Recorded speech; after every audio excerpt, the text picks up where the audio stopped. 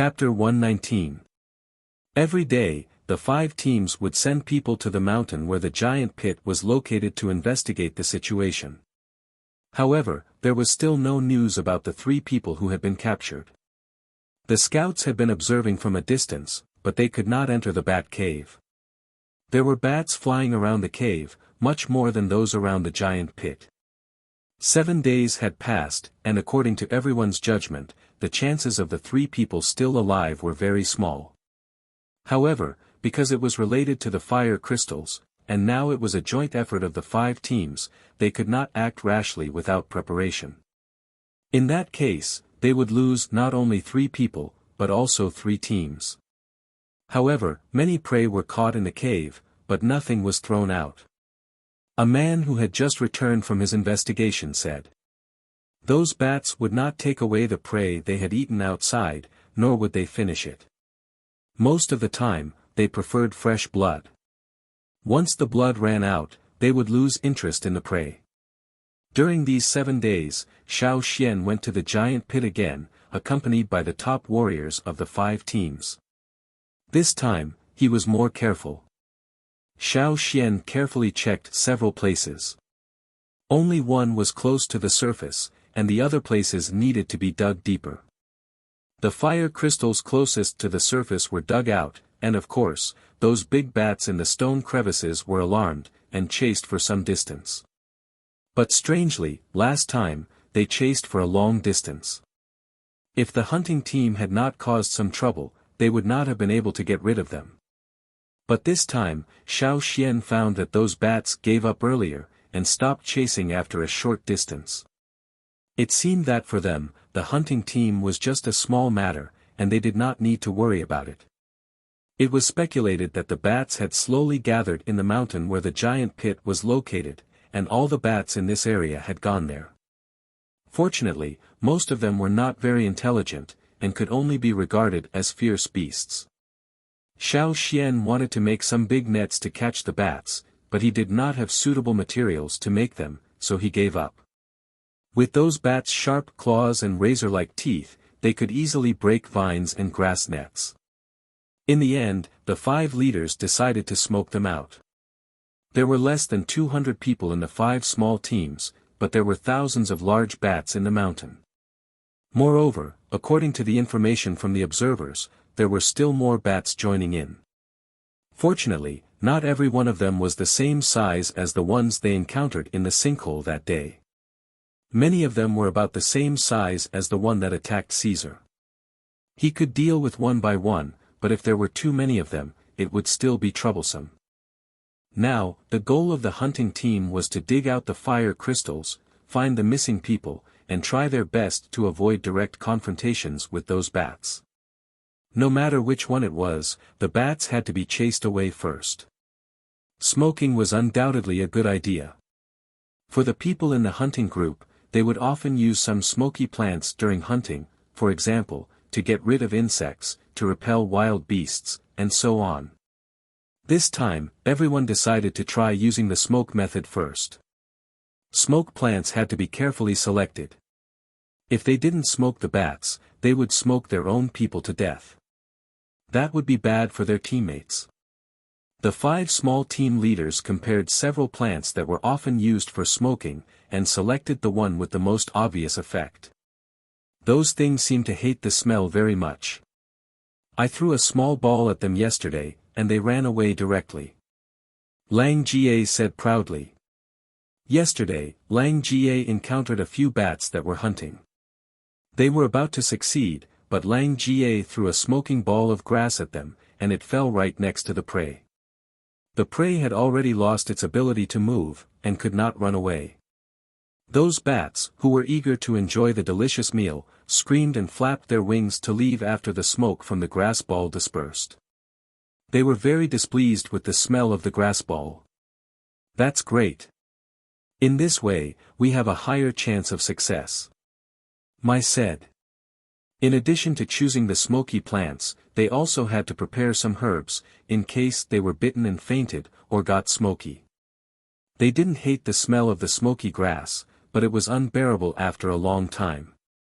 At Xiao Xian's suggestion, people in the hunting group weaved a kind of refreshing rattan grass into masks.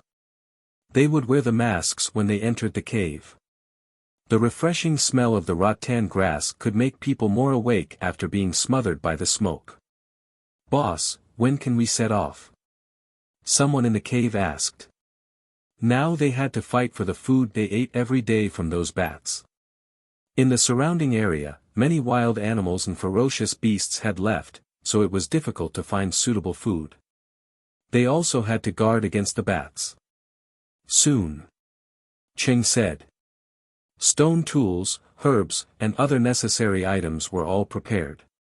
It was time to start. Xiao Xian sat on the side, listening to them talking about the upcoming action. He looked at his hand. In his hand, there was a small piece of red crystal, which was dug out when they went to the giant pit for the second time. There were 2 small pieces of fire crystal near the surface. One was taken away by Cheng for safekeeping, and the smaller one was kept by Xiao Xian. This small piece of fire crystal was a little bigger than a grain of rice, and much smaller than the one they dug out the first time. Therefore, the other leaders didn't show any objection to Xiao Xian keeping this piece of fire crystal. In their opinion, the giant pit was the most important thing. Feeling the warm current from his hand, Xiao Xian was very confused. Mai and the others had said that the energy in the fire crystal could only be absorbed after the fire seed was burned. However, since the first time he held the fire crystal, Xiao Xian had absorbed a little energy from it. It was not much, but it was obvious. This time, he wanted to keep one for himself, just to make sure. In the sea of consciousness, he could see traces of red lines gathering on the totem, and merging with it. Even though this piece of fire crystal was small, the energy it contained was far beyond Xiao Xian's expectation. If he used another vision ability in his body, Xiao Xian could see that the fire crystal in his hand was burning, and the red energy released by the burning made a curve in the air, and then drilled into his palm, arm, or other parts of his body, and finally gathered in the totem. 2 days later, the 5 hunting groups started to move. The assigned work had been done, and everyone was in charge of their own duties. Xiao Xian followed Mai and the others to a bat cave. At first, they planned to enter directly from the gap in the giant pit, but after some discussion, they decided against it. It was difficult to hide in the giant pit, and the bats were much larger there, so they could be easily discovered. Compared to that, the bat caves in other parts of the mountain were much easier to deal with. The bats there were easier to deal with, and there were places for them to hide. The gap in the mountain should be connected to the other caves. "Let's go in from one of them first," Mai said to his men. Everyone was wearing masks made of vines. It was not very comfortable, but it was useful. The cool smell of the vines calmed them down a lot. Looking at the direction of the wind, Mai signaled everyone to start moving. Some of them hid in the grass, and covered their bodies with grass.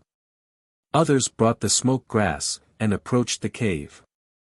They were holding some thin and long spears in their hands, all made of wood, with bundles of smoke grass tied to the spearheads. They lit the fire, and when the fire was almost done, they put it out. Suddenly, thick smoke rose from the spearheads. "Shoot!" The thin and long spears were thrown out like arrows, flying towards the bat cave in front of them. One by one, everyone had dozens of spears tied with smoke grass. Within a few breaths, all of them were accurately thrown into the bat cave. Soon, the bat cave was filled with thick smoke. Choosing the bat cave was also based on the direction of the wind, and the one in front of them was blowing into the cave. A small part of the smoke in the cave was blown out, but most of it was blown into the deeper part of the cave. Squeak, squeak, squeak, sharp sounds came from the cave, and Lang Jie and the others could hear them. They saw the smoke coming out of the cave, which meant that the bats inside were flapping their wings towards the outside. The people who threw the spears immediately got ready. Whoosh, whoosh, bats flew out of the cave quickly, and hundreds of them came out in a blink of an eye. The bats that were forced out of the cave were flying around outside, and some of them were screaming angrily. They looked around and saw a group of people standing there. Squeak, sharp screams were heard, and a group of bats that were forced out of the cave flew towards the people who threw the spears. Run! The people who threw the spears were the fastest in the hunting team. They ran away as soon as they saw the bats coming. In the direction they were running, there was a gray area. A former hunting group had been there once, and they knew that there was a group of giant spiders in the woods there. Plus, that gray area was not on their hunting route, so the hunting group would not go there on normal days. But now, they were going to use those giant spiders. They would lure the bats there, and let the bats fight with the giant spiders. When the bats left, the people hiding outside the cave came out and walked into the cave. They did not forget to throw some smoke grass at the entrance of the cave. According to common sense, the bats should be hiding in the cave on a sunny day like today, when the sun was shining brightly. But it was not the case. Some of the bats had gone out long ago. Some of them just went out, and some of them flew deeper into the cave. There were not many left in the cave. These bats were not difficult to deal with. Mai and his men killed the bats one by one with torches. These bats had big eyes, but in this dark cave, they were not very useful. They relied more on their sensitive sense of smell and hearing. The people in the hunting team were wearing thick leather shoes. Many of them were not used to wearing shoes, so they were forced to wear them before the mission. The bat feces in the cave had accumulated into a thick layer, and there were some small insects crawling in the bat feces. Puff! Lang Jie stabbed a crawling insect in half with his spear, and frowned, "This place stinks." Mai did not say anything. He took the torch and led his men deeper into the cave. While killing the bats, they also threw out some smoke grass. The other 4 hunting teams, like Mai and his men, had also entered the cave. They had to hurry up, in case of any unexpected changes. Everyone endured the stench in the cave and the smell of smoke grass, and quickly walked deeper into the cave. The inside of the cave was not flat. There were protruding rocks everywhere, and some of them were very sharp. If it were not for the light of the torches, they would not be able to move. Before, everyone had guessed that the crevices in the mountain were connected to the other bat caves.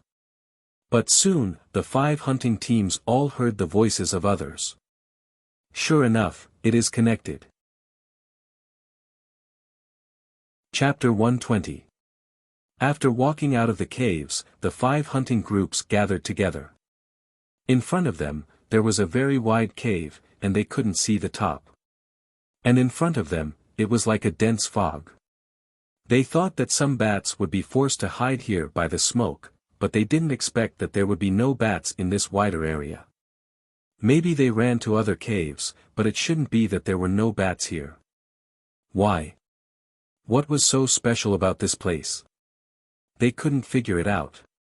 How's it going on your side? Mai asked the other hunting group leaders. Not bad. Not many bats are left in the caves, and they are not hard to deal with. Same with our side. It seems that most of them are out.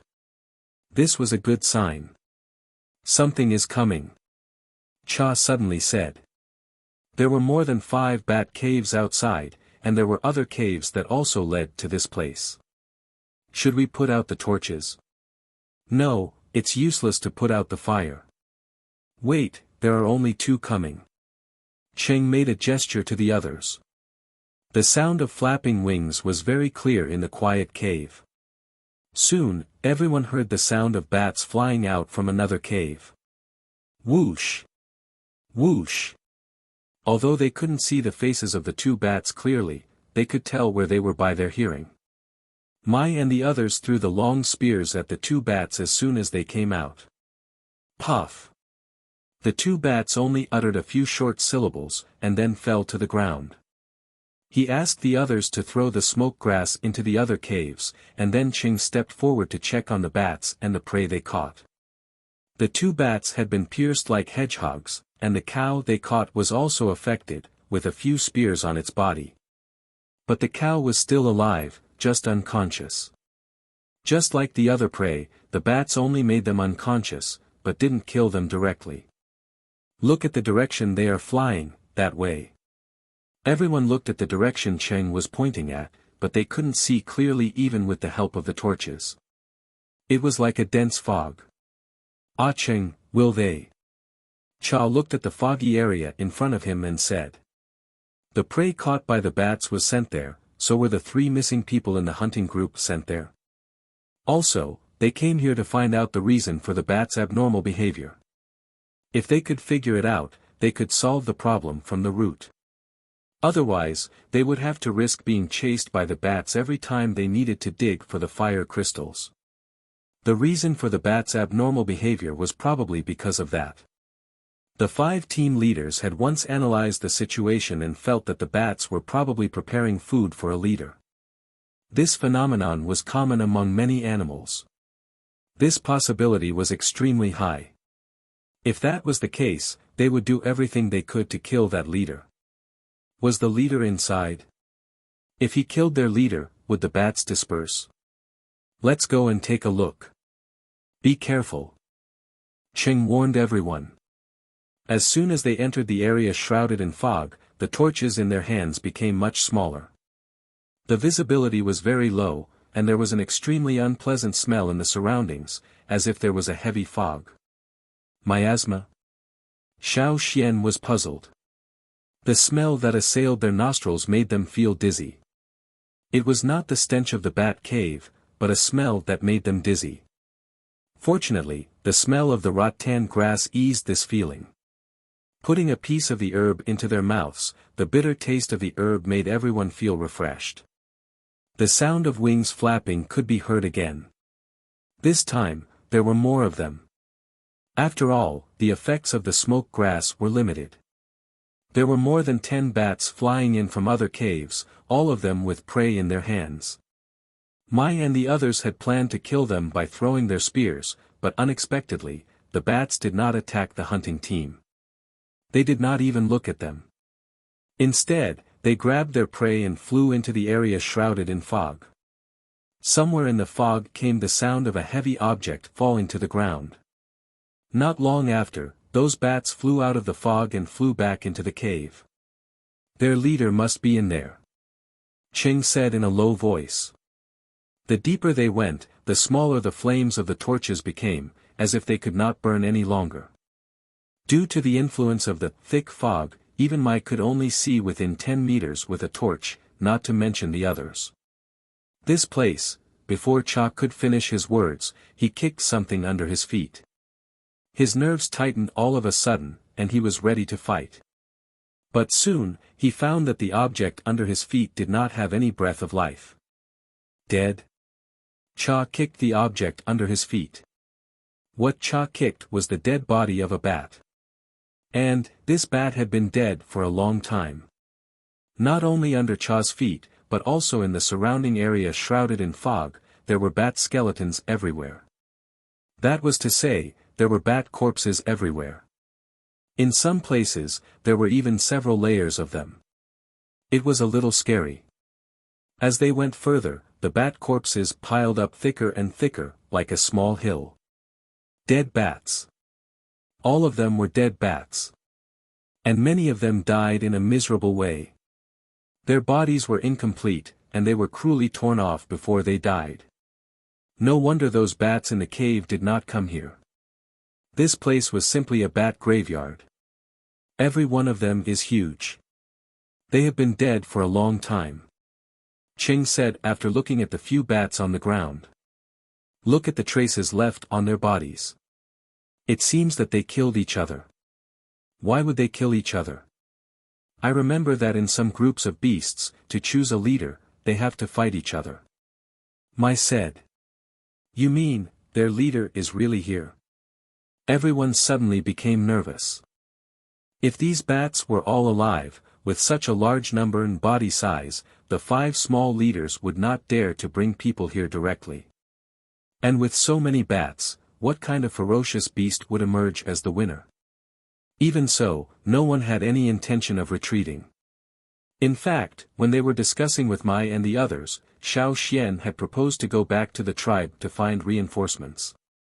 After all, the hunting had just begun, and they were all in the first stronghold. It would be faster for them to find reinforcements than the advance group. Moreover, if they went back to the tribe, they could find more reinforcements, which would be safer. However, Xiao Xian's proposal was rejected by the others. First, it was because of the competition between the two hunting groups. The 5 small leaders did not want the other hunting group to participate, and did not even want them to know the news. Second, the more people participated, the less each person would get. No one wanted that. Xiao Xian's idea was that where there is life, there is hope. But the others thought that for the fire crystals, they would rather die. That was what the tribesmen thought. At first, Mai had scolded Xiao Xian, "What is more important than your life?" But then everyone became extremely crazy. Xiao Xian underestimated this kind of craziness. So when the 5 small leaders were discussing the plan, he knew that these people were really going to risk their lives. As they continued to move forward, they could still hear the bats carrying prey in the air. None of the bats cared about the people in the mist. They were minding their own business. Bang! Another sound of prey falling to the ground. The place where the prey fell was very close to the people in the hunting group. "Wait!" Cheng whispered. "Breathing." Mai and the others also noticed it. There were a lot of breathing sounds around. Except for the warriors in the hunting group and the bats in the air, there were many other living creatures breathing. But every breath was very weak. Like climbing a mountain, they stepped on the thick dead bodies of the bats and continued to move forward. The fire of the torches was very weak. It had shrunk to 1/5 of its original size. Their vision was severely limited. Now they could only rely on their hearing to understand what was happening around them. Some junior totem warriors couldn't hold on any longer. They were almost at their limit. They were barely able to keep themselves from fainting. The effect of the vines and herbs was almost negligible. They couldn't resist the poisonous miasma in the fog. Those who can't bear it, stop. Those who can, keep going. Mai said. The other 4 squads did the same. Xiao Xian held the small fire crystal in his hand. The energy from the fire crystal helped him stay awake. He could bear it longer than the other junior totem warriors. It's the giant antler deer. Someone found a living creature on the ground. And the mountain antelope. And the wild boar. Living creatures began to appear around them one after another. But these animals were in a deep coma. In this mist, they couldn't wake up. Even if they woke up, they would faint again after taking a breath. Everyone in the hunting group was happy. The 3 missing people should be here, and they should be alive. On the hill like dead bodies of the bats, there were all kinds of animals. It was very difficult to find people in such a big place. "Xian, can you see?" Mai remembered that Xiao Xian had better night vision than ordinary people, so he asked. "I can't see far." "I'll try." Xiao Xian said. Xiao Xian used his special ability to see the objects around. But he also felt that there was a layer of fog. He couldn't see clearly. He could only see things within 50 meters. Even so, Xiao Xian was much better than the others. Because all he saw were skeletons, he could only tell what kind of animals they were from the skeletons. The others were alert to the surroundings. Xiao Xian was looking for the 3 human skeletons in the field of vision full of skeletons. Most of the junior totem warriors had stopped, and couldn't follow them. Xiao Xian was the only young warrior who had followed them here. However, everyone thought that it was because Xiao Xian had learned from the shaman. That was why he could persist until now. The energy of the fire crystal in his hand was constantly being absorbed into his hand, so that the totem in his mind, which had been weakening, could continue to persist. But it was just barely. Xiao Xian thought that the energy of the fire crystal was probably running out, so the energy he absorbed now was not as much as before. The rhythmic sound of airflow was still there. But Xiao Xian couldn't find the source of the sound, and the others couldn't hear it. He glanced over a pile of skeletons, and finally fixed his eyes on a place that looked like a human. Found it. Xiao Xian whispered. Cheng led the others to the place where Xiao Xian pointed. They really saw the people on the ground. The three people were not far away, and they were still breathing. Although they found the three people, Xiao Xian still felt uneasy. He always felt that there was something around. He lowered his head to look at the fire crystal in his hand. With just one glance, Xiao Xian felt his scalp go numb. His hair stood on end, and a chill seeped into every bone in his body. In Xiao Xian's hand, the red energy released by the burning fire crystal didn't all enter Xiao Xian's body as usual. Some of it floated behind Xiao Xian. Chapter 121.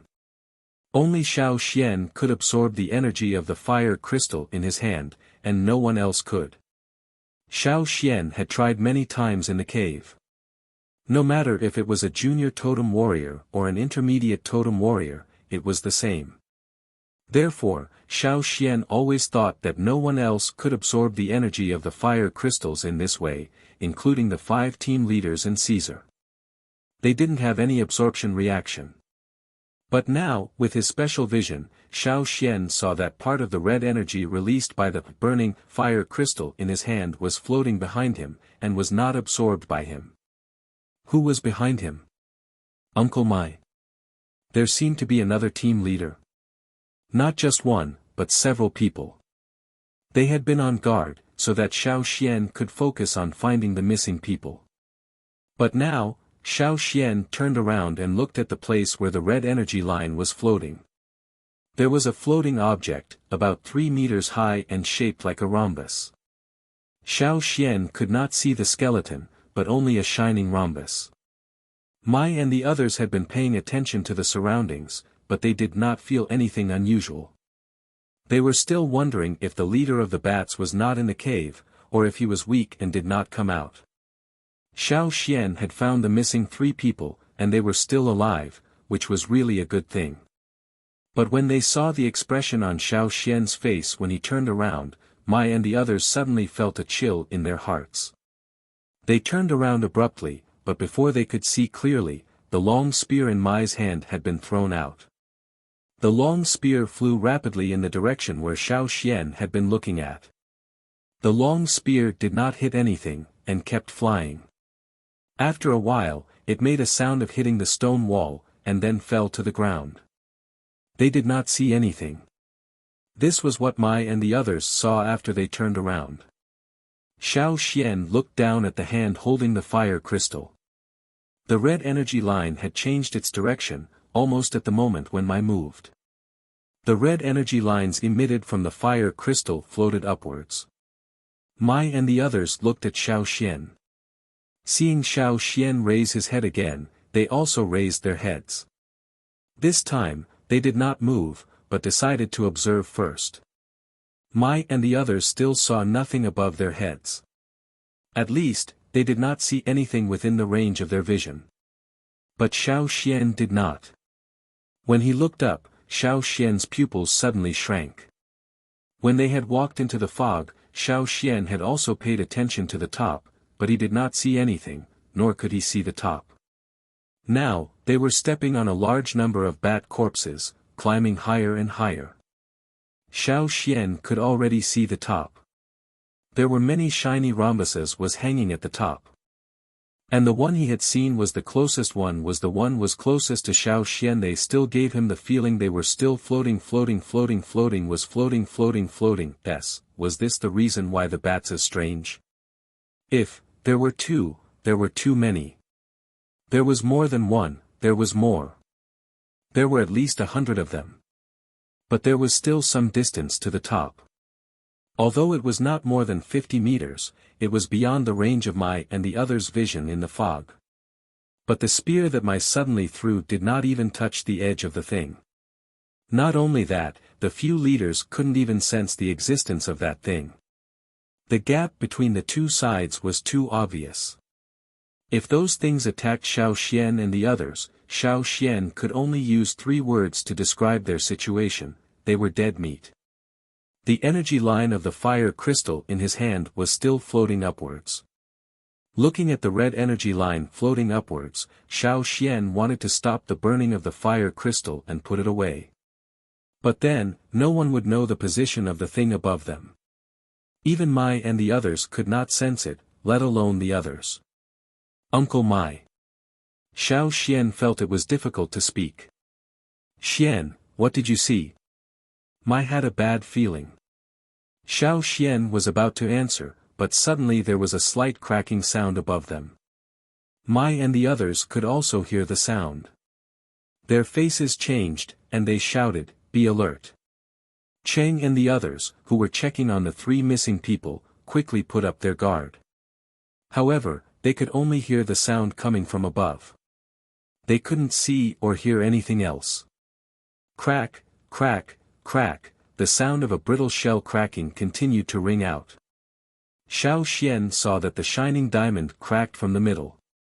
The cracked shell broke and fell, revealing the creature inside. Xiao Xian could only see the skeleton. The skeleton was very similar to a bat. It was not big, but the pressure it brought was 100 times stronger than other bats. When the hunting group walked into the mist, there were still bats coming in from the outside and throwing them here. But somehow, not a single bat came here. The creature above them was still breaking out of its shell, and its wings stretched out silently. Its wings were not flapping, but it was almost floating there. After breaking out of its shell, it looked down at Xiao Xian. Xiao Xian felt a chill down his spine, and every strand of his hair seemed to be trembling. He could only see the skeleton and the sharp teeth in its mouth. He could not see its eyeballs, but he could still feel a pair of bloody eyes staring at him. It just glanced at him, and then turned its head to look at the other diamonds hanging above them. Those were its own kind. The next moment, Xiao Xian saw it open its mouth, and the bones in its nose and throat started to move in a strange way. It was very fast, but very regular. The hunters who were standing on top of the dead bats suddenly felt that their heads were about to explode. Their vision, hearing, and everything else disappeared at this moment. Lang Jie and the others fell down without saying a word. Mai and the other intermediate totem warriors were bleeding from their mouths, noses, and ears. Puff! After spitting out a mouthful of blood, Mai and the others fell down one after another. All the torches went out, and there was no light in the cave. Before they passed out, all they saw was the extinguished torches, and then endless darkness. They were all thinking about the same thing: why didn't they go back to the tribe for help? They were willing to die for the fire crystals, but it did not mean that they wanted the 5 teams to be wiped out. Who would bring the fire crystals back to the tribe? In that case, they would not only fail to make a contribution, but also become the sinners of the tribe. The only one who was still holding on was Xiao Xian. In fact, Xiao Xian was also dizzy. Even with his special vision, everything he saw was almost distorted. What helped him to hold on was the fire crystal in his hand. When the thing above broke out of its shell, it no longer absorbed the energy of the fire crystal. So now, all the energy of the fire crystal was supplied to Xiao Xian. Xiao Xian regretted it now. If he had not dug out the fire crystal, would these things not have happened? Or, he could have stopped them from going back to the tribe for help before taking action. No, even if the tribe used all their strength, they might not be able to defeat those things above. More than 100 of them, bang! Bang! Bang! Loud explosions came from above. Xiao Xian struggled to hold on and looked up. Damn it! The one that broke out of its shell first was killing its own kind. The diamond-shaped, hanging on the top began to explode one by one. They did not break out of their shells, but really exploded into pieces. Some of the diamond-shaped actually had cracks before. Some were breaking out of their shells, but now, they were all being slaughtered. Those that were still diamond-shaped were directly exploded by the sound waves, and those that had begun to break out of their shells were torn apart and bitten to death one by one. The reason why a leader was called a leader was because it was the leader of the group. As for the leader, only one would be enough. Ignoring the broken limbs and incomplete corpses that fell one after another, Xiao Xian struggled to walk to Mai and the others. He stretched out his hand to feel them, and found that they still had a pulse. He immediately felt relieved. It was good that they were still alive. Unable to stand steadily, Xiao Xian sat down directly. Then, he watched as the one that broke out of its diamond-shaped shell first brutally killed its own kind one by one. One of them had its head bitten off and fell in front of Xiao Xian. Without a torch, Xiao Xian could not see with his normal vision. He could only see the skeleton that fell in front of him. He reached out to touch it. There was fur on its body, and its flesh was very hard. Its wings were like a shield. If they could survive, this group might become the top overlords of this forest. However, there was only one leader. The others were destined to be tragic and become stepping stones for the leader. No wonder the bats in the cave did not come over. Now that the guys above were fighting, the other bats did not dare to join in at all. They would die if they came. There were countless bat corpses piled up here. Every one of them was a strong member of their species when they were still alive. However, after a series of battles, only a few hundred of them survived. Then, after a special transformation that Xiao Xian could not understand, they transformed from powerful wild beasts into top-tier fearsome beasts. After that, the ones that were selected were the strongest in the group. For example, the one that was slaughtering its own kind. One step ahead, one step ahead. Although many of the bats above had not broken out of their shells, they still had some ability to move. They could not be killed all at once. The slaughter went on for about half an hour. Xiao Xian sat on the ground and watched for half an hour. He could not get up now and could not control his body's balance.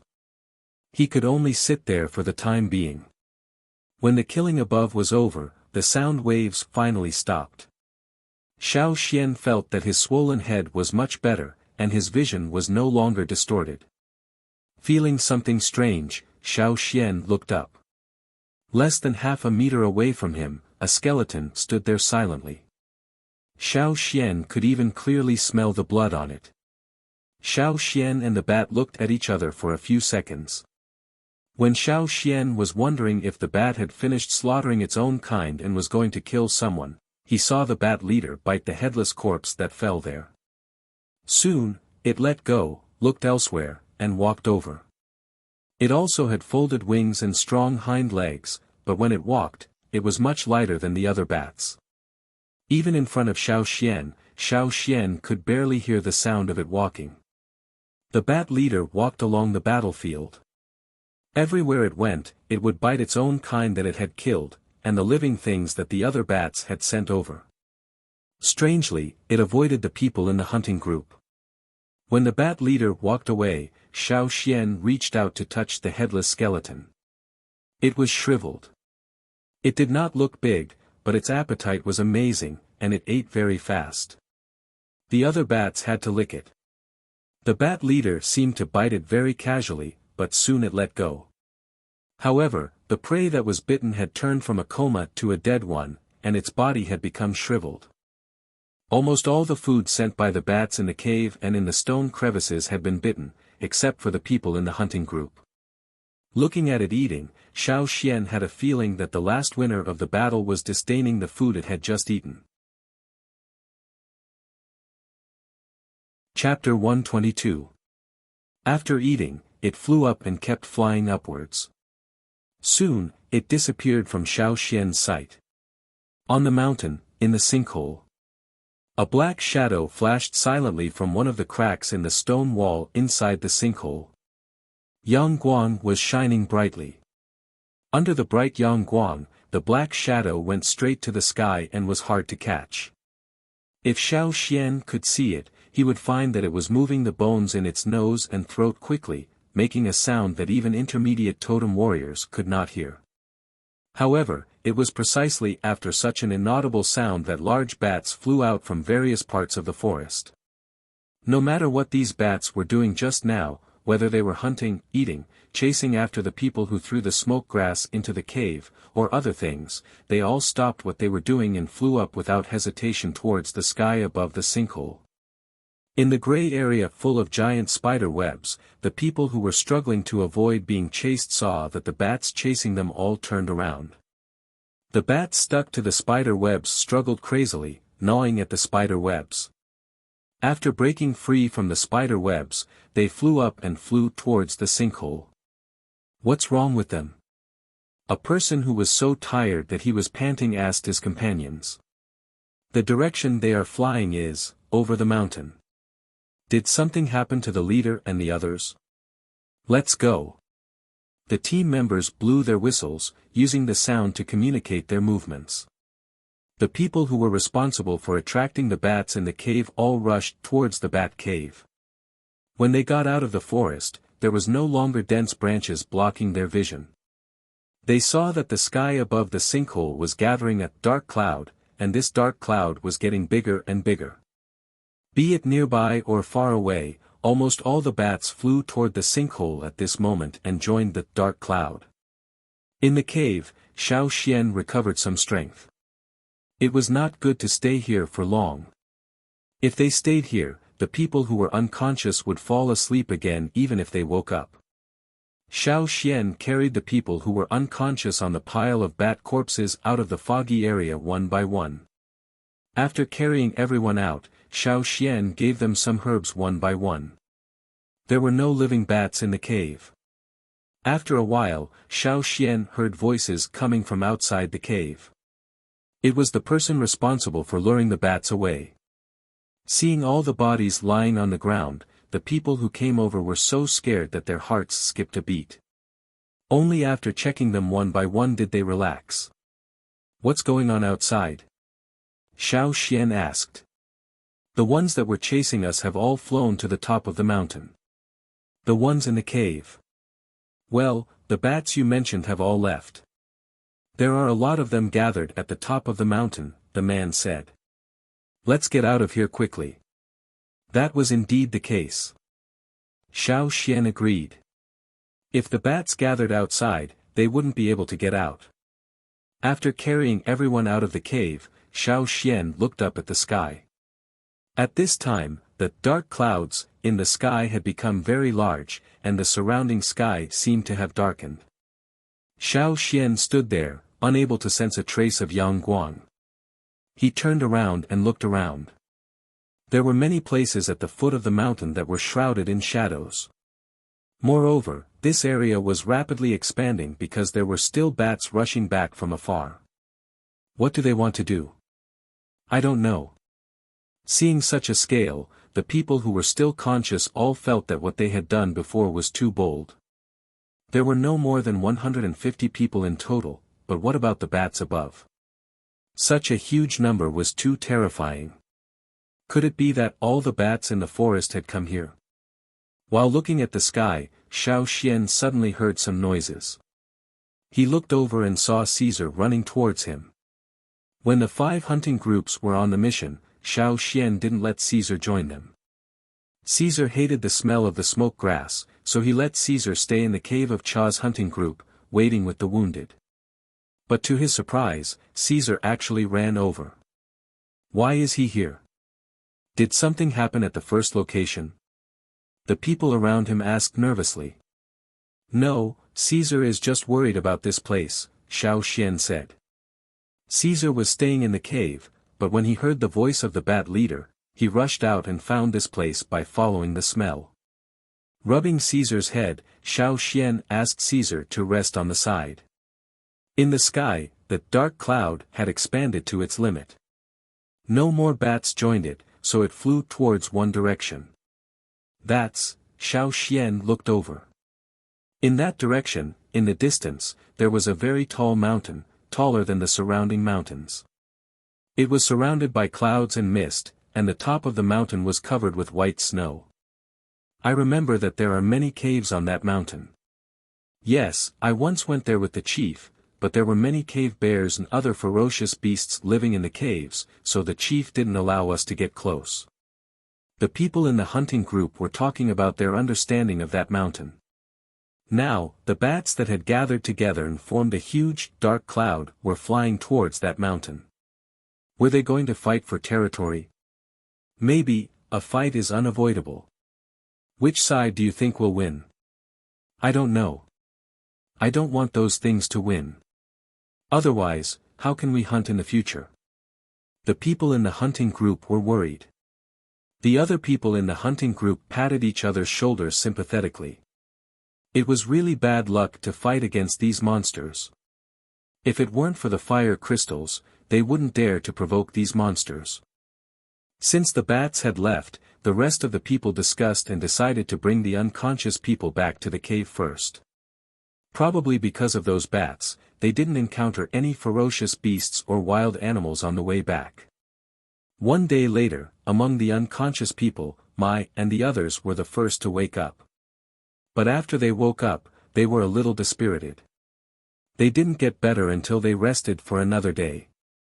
Xiao Xian said that the bat that broke out of its shell first killed other bats of its kind. After it became the leader, it led the bats to the mountain to fight for territory. When the 5 group leaders heard this, they couldn't sit still and went there to have a look in person. The new leader of the bats led a large group of bats to fight for territory. There were a lot of casualties, but they won and drove out all the other creatures that lived in the mountain cave. When Mai and the others went there, they saw some dead bodies of cave bears. Those huge cave bears were also driven out of the mountain by the bats and didn't dare to step in again. Although this meant that they might have to face those bats again in the future, the 5 group leaders were more happy than worried. Because those bats won't go back to the original mountain after they took the new territory. That was to say, they could go there now and dig without worries. This fact made the 5 group leaders so happy that they forgot that their bodies hadn't recovered yet. They hurriedly asked people to get ready to dig. The giant pit became much more peaceful because of the absence of those bats. The 5 group leaders first dug out the layer of bat feces at the bottom of the giant pit, and then Xiao Xian drew a circle at the place where he sensed the fire crystals. The closer the fire crystals were to the ground, the smaller the circle was. After that, the others began to dig. There were still 17 fire crystals at the bottom of the giant pit. That was to say, they could dig out at least 17 more fire crystals. No matter how big or small they were, it would be great if they could dig them out. I didn't expect to be alive. Cheng said with emotion. We didn't expect that either. Mai smiled bitterly. They were lucky this time. Fortunately, that leader beast didn't attack them. I wonder if that leader beast will become a king beast in the future. Cha said. Many groups of beasts had leaders, but king beasts were extremely rare. Those that were called king beasts were the absolute kings of the group. They belonged to the whole group, not a single group. I think it's possible. At that time, we didn't even have the power to fight back. I've been hunting for so many years, but this is the first time I've seen such a ferocious beast. If one day, that leader beast becomes a king beast, I will ask the shaman to change the hunting route. Cheng said. Places where there were king beasts were absolutely forbidden. The stone worms were an exception, because relatively speaking, stone worms wouldn't attack people. But those bats were different. No matter whether that leader beast could become a king beast or not, or how long it would take for it to become a king beast, the 5 team leaders all made a joint decision: in the future, they would stay as far away from that mountain as possible. Never, ever, ever provoke those beasts. After Mai and the others were taken out of the bat cave, the miasma area became even more poisonous. Maybe it was because there were more dead bodies. They didn't enter that miasma area again, so they didn't know what had happened. Xiao Xian didn't tell Mai and the others the whole story. He left out some details, such as the fire crystals, the leader beast absorbing the energy of the fire crystals, and the leader beast eating all the other living creatures except for the warriors in the hunting group. Xiao Xian could tell some things to the shaman, but he couldn't tell the others. How could he explain it to the shaman when he got back? Xiao Xian looked at his palm and thought. 5 days later, all the fire crystals were dug out from the place where Xiao Xian had marked. Looking at the small bag of fire crystals, the 5 team leaders' eyes were filled with tears. They had almost been wiped out because of these.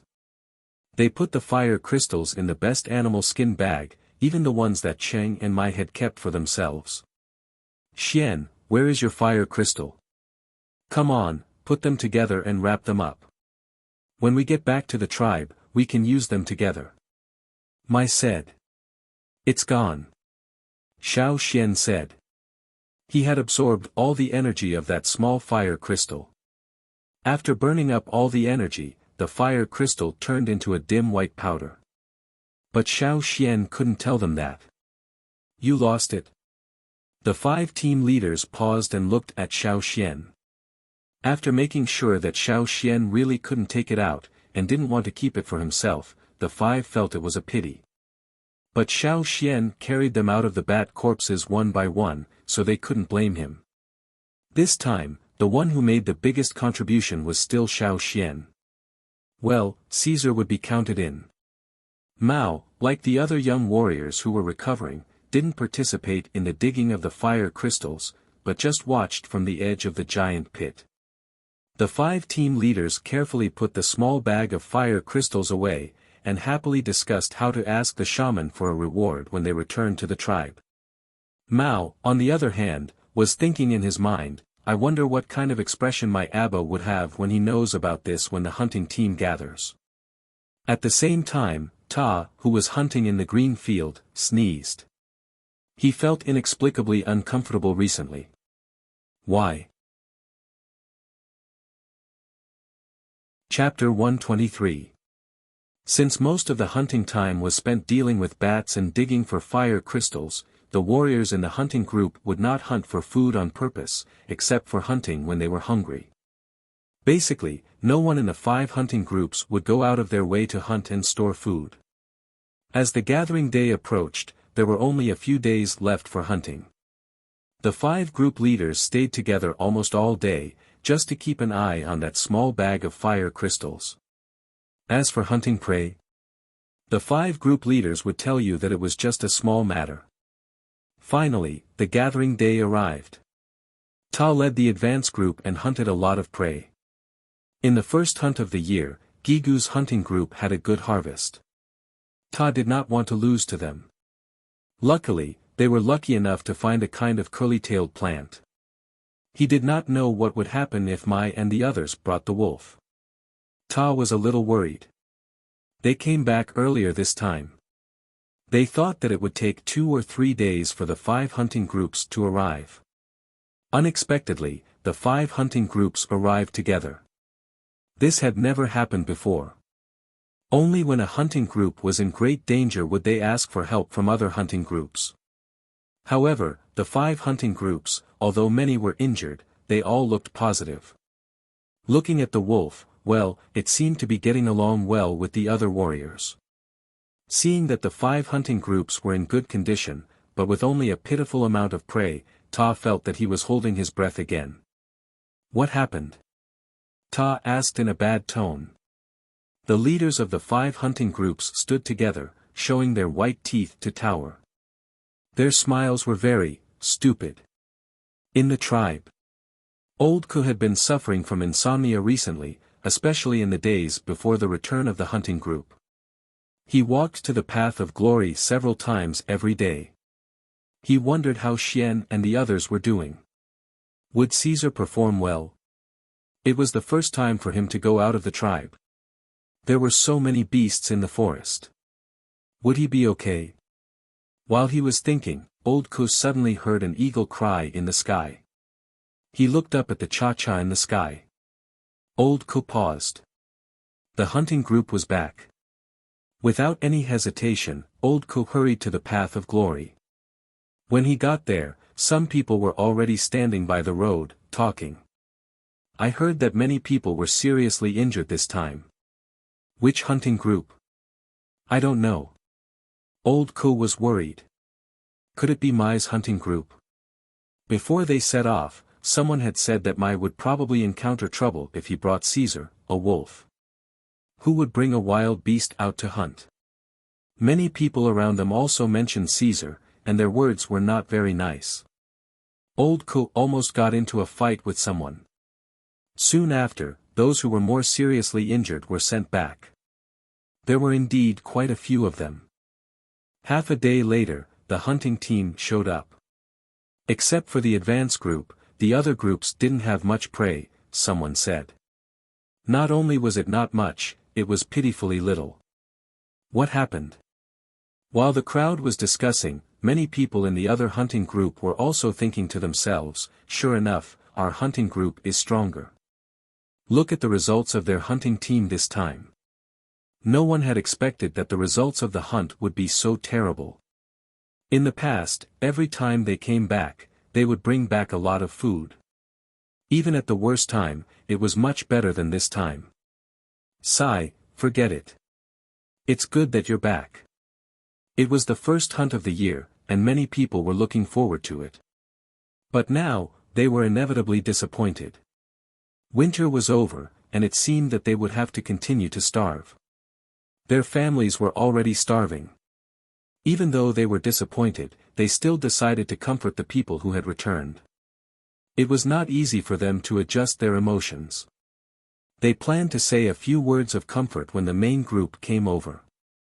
Unexpectedly, the people who had embarked on the road of glory all held their heads high and puffed out their chests. They did not feel dispirited at all. They pulled the few prey they had and waved their fists at their families on the roadside. The people who had prepared a lot of comforting words swallowed them back. What happened to them? Were they shocked by the results of the hunt?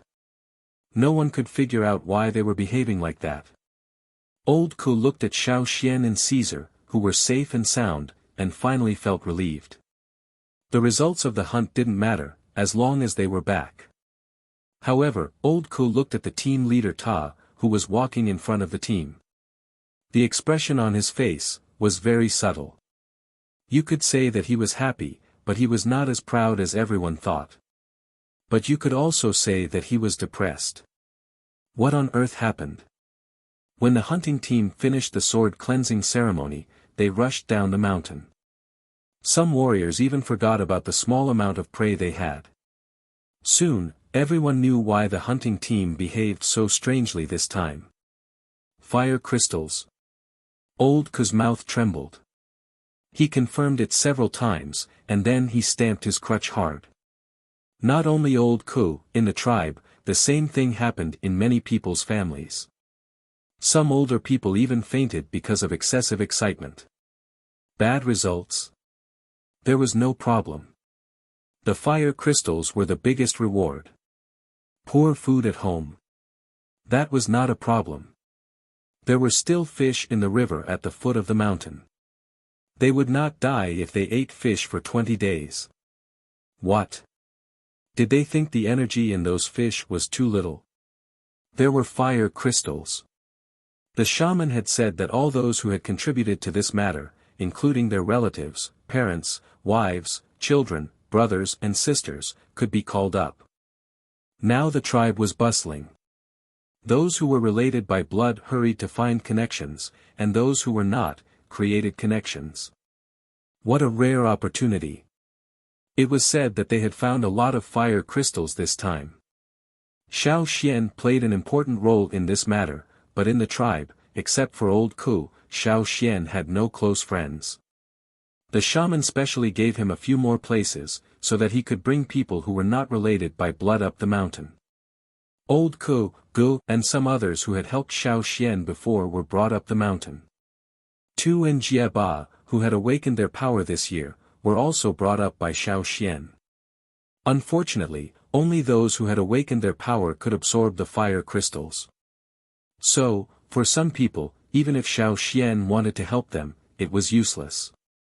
That day, the people who were taken to the mountain were all overjoyed, while those who couldn't, especially those from the other hunting group, were so envious and jealous that their eyes turned red. The shaman put a few fire crystals next to the fire seed. After he finished chanting, the fire seed's flame grew bigger, and swallowed the fire crystals next to it. Different from when Xiao Xian absorbed the fire crystals by himself, in the fire pit, the red energy released by the fire crystals could be seen by everyone. The red energy came out from the fire, and was absorbed by the people sitting around the fire pit. Although this was an action of 5 hunting teams, the advance group could not be completely abandoned. After all, the advance group was looking for medicine for everyone. Every time someone was seriously injured, they would use the medicine they found. Therefore, there were also people from the advance group sitting around them. However, they always felt a little uncomfortable, especially Ta, who had a very complicated feeling. It was that boy again. That was what Ta thought after he knew the cause and effect. Although the fire crystals they brought back were few, they were not used up. The ones that were burned were enough for those who went up the mountain to absorb. More would be a waste. So, the rest of the fire crystals were kept by the shaman, and he would reward them according to their merits. If others wanted to absorb the fire crystals, they had to show their merits, and the shaman would naturally reward them. The shaman praised Caesar in person, and also said that he would never take back the pattern plate he gave Caesar. That was to say, unless Caesar died of natural causes or had an accident during hunting, as long as he was in the tribe, no one could kill him. That was the shaman's attitude. With Caesar as a precedent, some people were wondering if they should also catch a cub and raise it. After absorbing the fire crystals for 2 days, several warriors in the tribe advanced from the primary level to the intermediate level. For example, Lang Jie and Ong had already broken through the chop.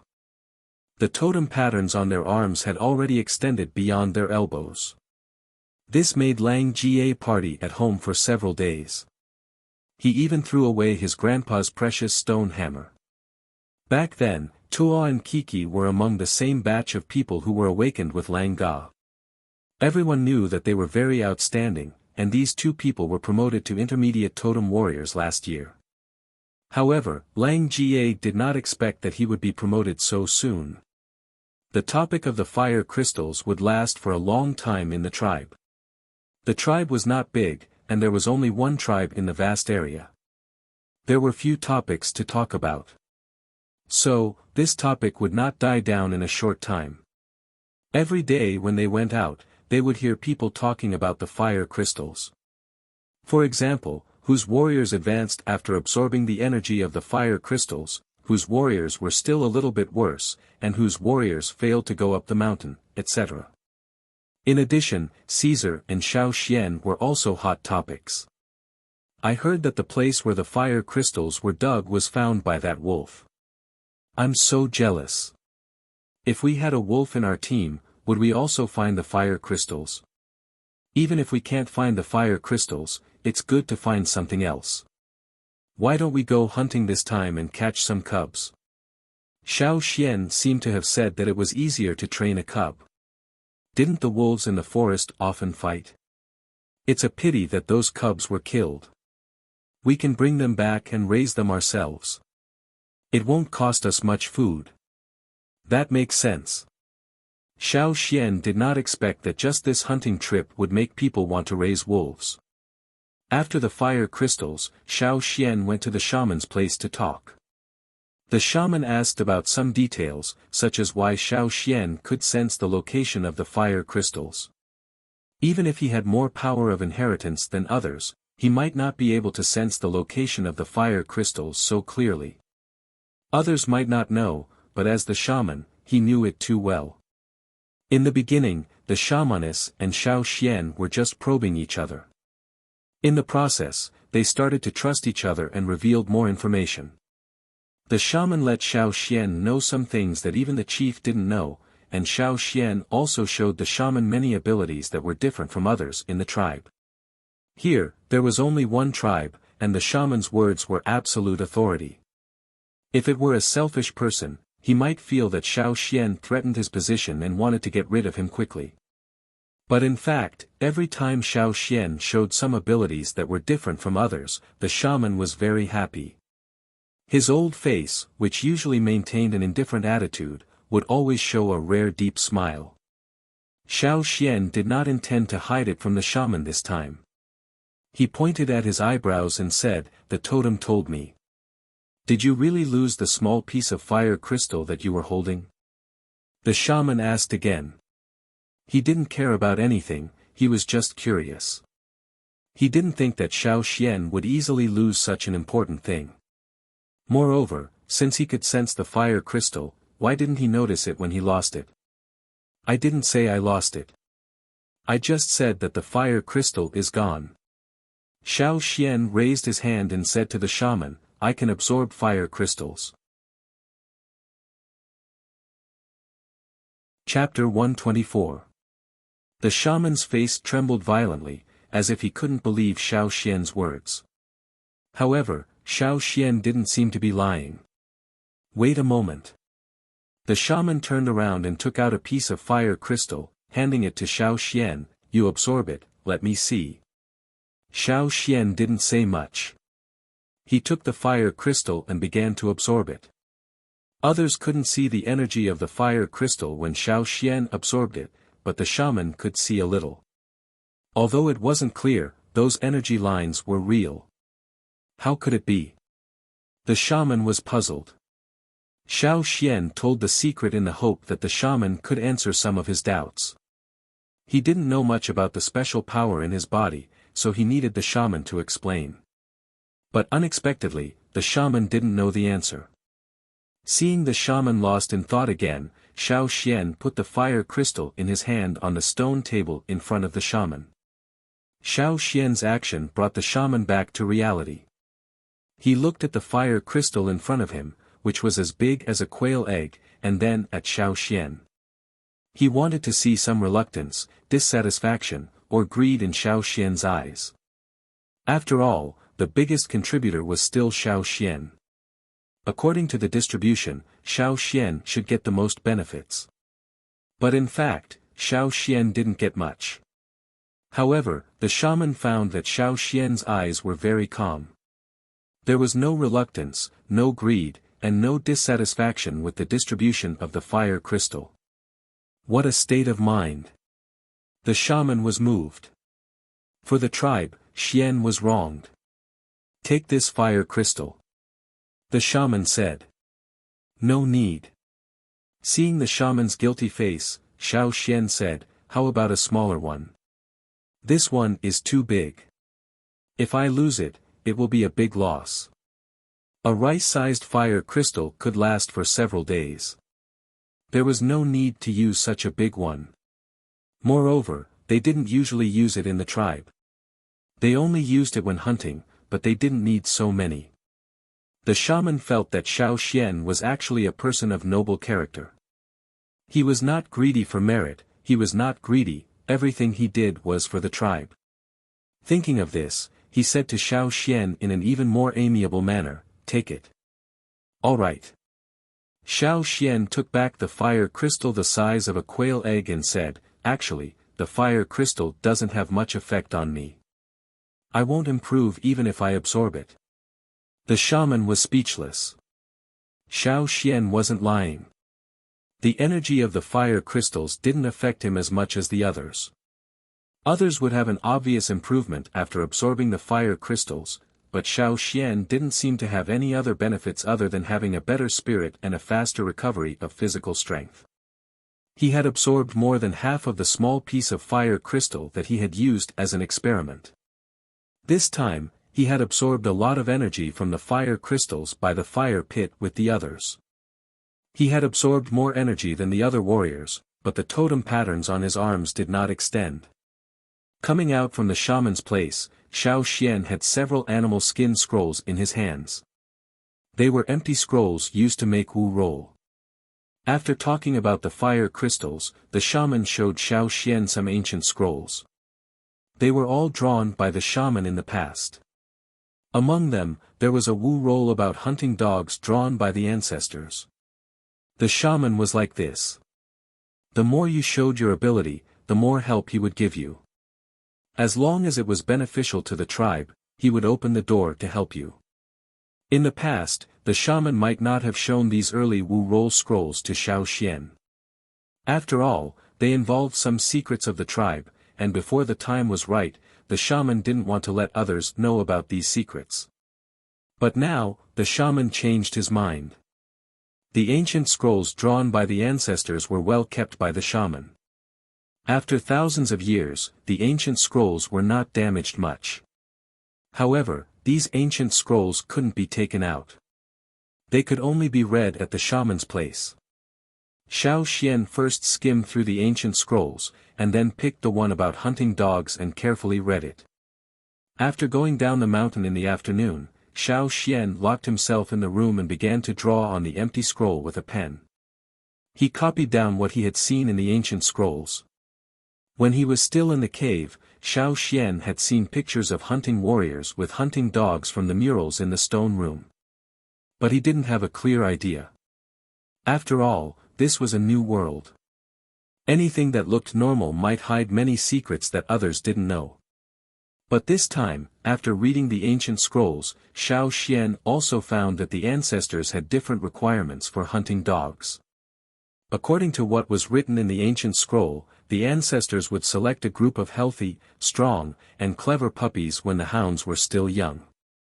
Then, they would undergo strict training.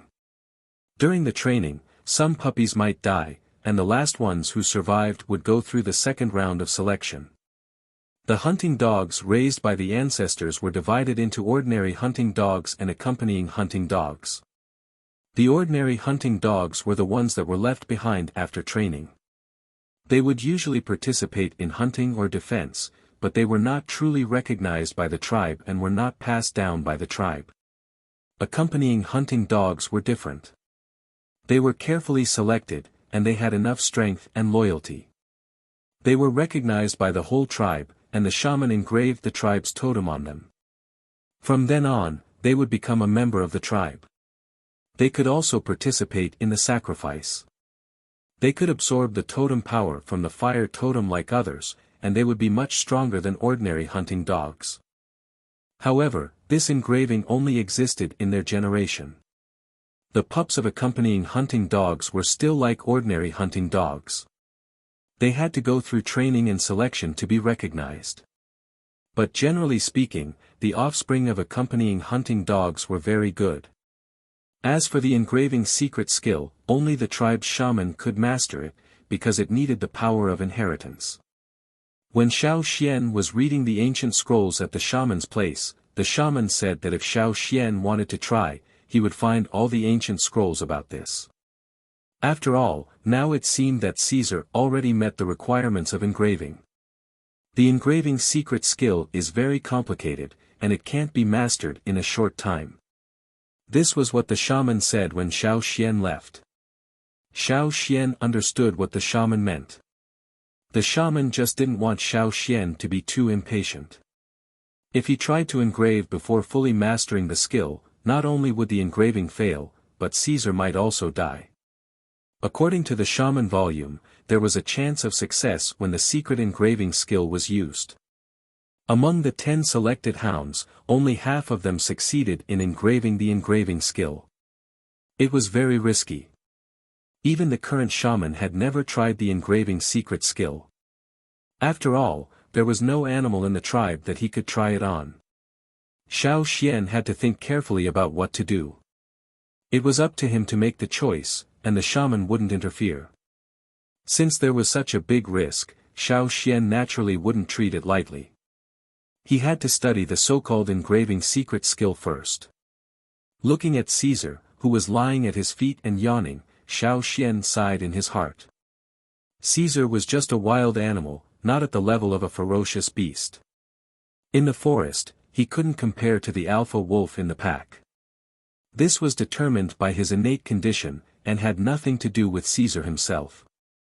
It wasn't possible to become a ferocious beast from an ordinary wild animal overnight. Just like the bats in the bat cave, every one of them had to step on a mountain of corpses to become a ferocious beast. In such a big environment, ordinary wild animals couldn't survive for long in the forest. Even the people in the tribe had to work hard to become stronger. Whether it was humans or beasts, they all tried to swim up the pyramid, leaving behind countless corpses on every floor. Alas, we can only take it slow. Xiao Xian sighed as he looked at Caesar, who was still yawning slowly. Every day, Xiao Xian copied the ancient scrolls he read at the shaman's place onto a new animal skin roll. Then he studied them carefully and used the power of inheritance according to the instructions in the scrolls. The shaman also took out all the ancient scrolls related to the engraving secret skill and showed them to Xiao Xian. Except when he went out to hunt, Xiao Xian continued to copy the ancient scrolls as long as he stayed in the tribe. In Xiao Xian's room, he had finished copying more than 10 animal skin rolls. This was the result of many times of copying. While Xiao Xian was copying these ancient scrolls, many people came to him. Since the people in the tribe had the idea of raising wild animals, every time the hunting team came back, there would be people coming to ask about it. For example, Mo came to Xiao Xian's room one day. Mo wanted to ask about the Xiao Xian's methods of raising and training, but no one had any experience in this field. It seemed simple, but many people kept raising them until they died. Xiao Xian looked at the cub in Mo's hand and raised his eyebrows. Cave lion. This cub was not easy to find. Cave lions were quite ferocious, and most of them would grow up to be ferocious beasts. Even wolves would not dare to provoke them. Mo wondered what would happen to this cub. According to Mo on their hunting route, a cave bear fought with a cave lion in a mountain. The cave lion lost, and the cub in the cave was bitten to death. When the hunting team went there, there was only one cub left. So Mo brought it back and wanted to try raising it himself. Xiao Xian had no experience in raising a cave lion. At first, he treated Caesar as a dog, but in the end, he still had the ferocious nature of a wolf. Fortunately, Caesar could control it. As for Mo's cave lion, Xiao Xian could only tell him some general things to pay attention to. As for how to raise it, it was up to Mo. This kind of ferocious beast had to be guarded at all times, and could not be allowed to get out of control. If something went wrong, the people in the tribe would kill it first. Even though they knew it would be troublesome to raise it, many people still tried. Not only Mo, but in the next few hunting missions, every time someone brought back a wolf cub similar to the one Caesar had when he first arrived. Some people also brought back other animals. Some people vowed to raise them, but in the end, they ended up in the pot or in the stomach. But there were still a few people who insisted, and most of them were young warriors like Mo. During the winter, Xiao Xian had demonstrated the ability of flying animals like Cha-Cha to everyone. At the beginning of this year, Caesar had been recognized by the tribe. This had also given the group of young warriors a new direction to take. Xiao Xian was now the first person in the tribe who raised animals and was recognized by the shaman. So every time someone brought back a cub, they would run to him to ask about it. Especially Mao, it was understandable for others to catch wolves, tigers, leopards, lions, etc. In the tribe, these ferocious carnivorous beasts were the most satisfying. But why did Mao bring back a wild boar cub? No, it was not a wild boar, but more like a deer dolphin.